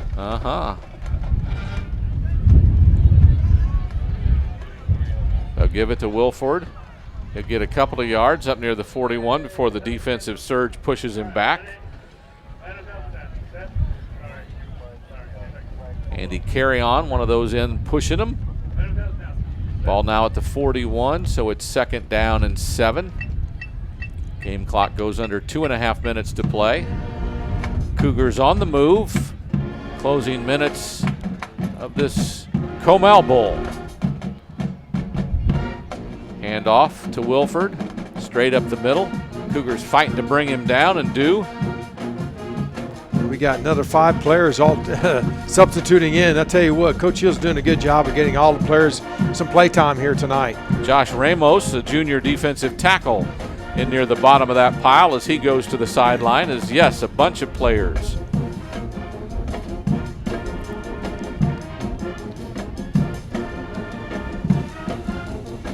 Third and short. Wilford carries the ball up the middle. Brought down on a nice tackle by Diego Hamilton. But it's a 1st down run. So that'll stop the clock, or won't stop the clock very much as the chains move as the clock continues to run as they moved into Smithson Valley territory at the 49-yard line. Minute and a half to play. Play clock at 20 as the Cougars come back to the line of scrimmage.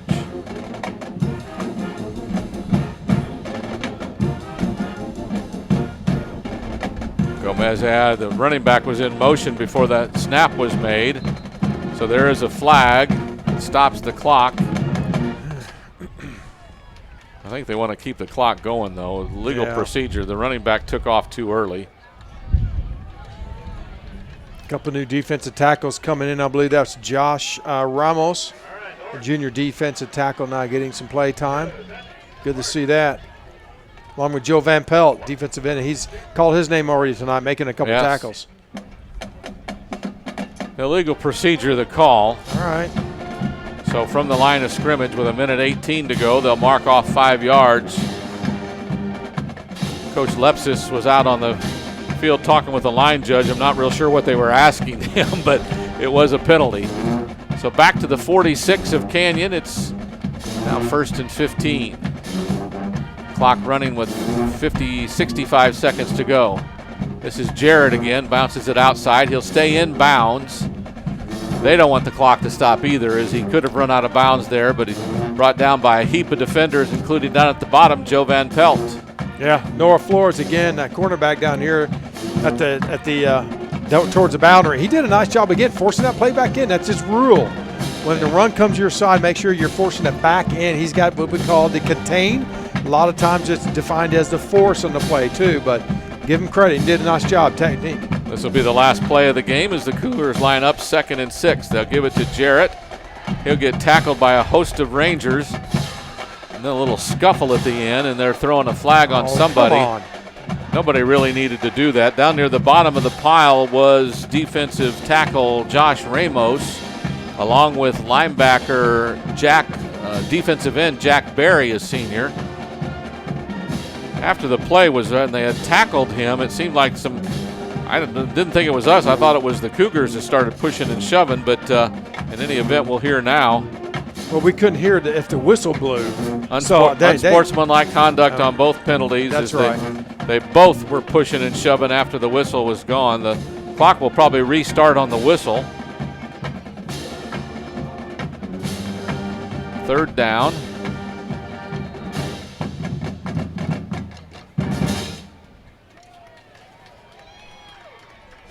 .22 seconds to go. It'll start on the snap.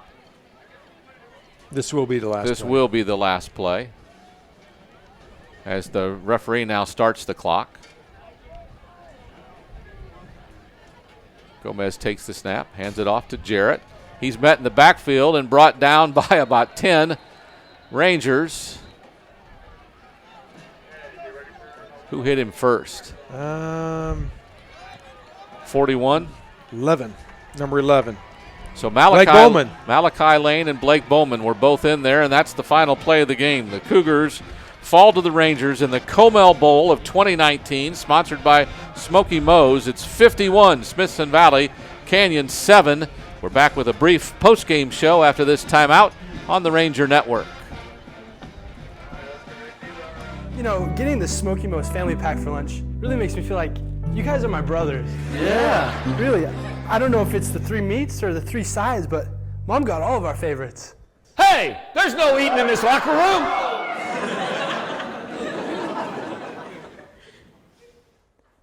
Smoky Moe's family pack makes us family, which makes me Super Dad.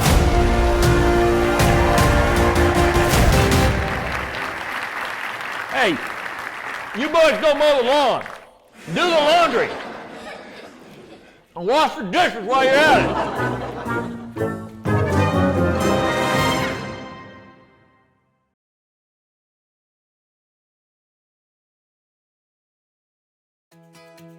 Mom Needs a Break Cleaning is the professional service you can trust.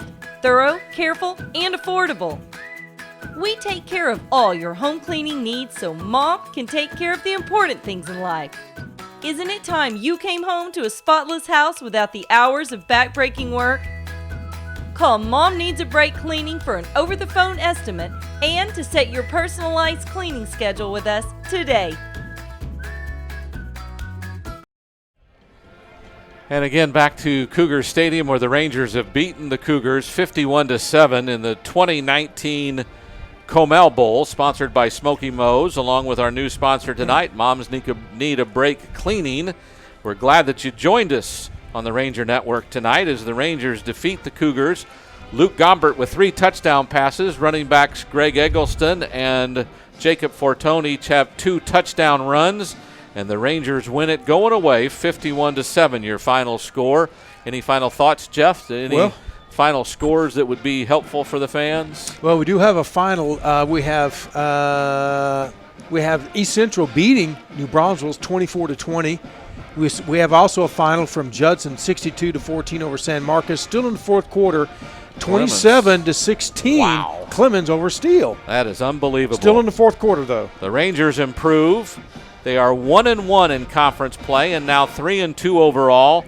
Canyon falls to 0-2 in the conference and 0-5 overall. So again, the Rangers are now 3-2 and 1-1 in district play, and everybody in the district's off next week. Yep. And the Rangers will come back and play East Central. That'll be a good game. In the second Friday in October. So we hope game. to be able to join us then. That'll wrap it up tonight. So everyone with Witch Productions, including my partner tonight, Jeff Gandy, this is Tony Brubaker saying good night and God bless. The Rangers win it 51-7 over Canyon on the Ranger Network.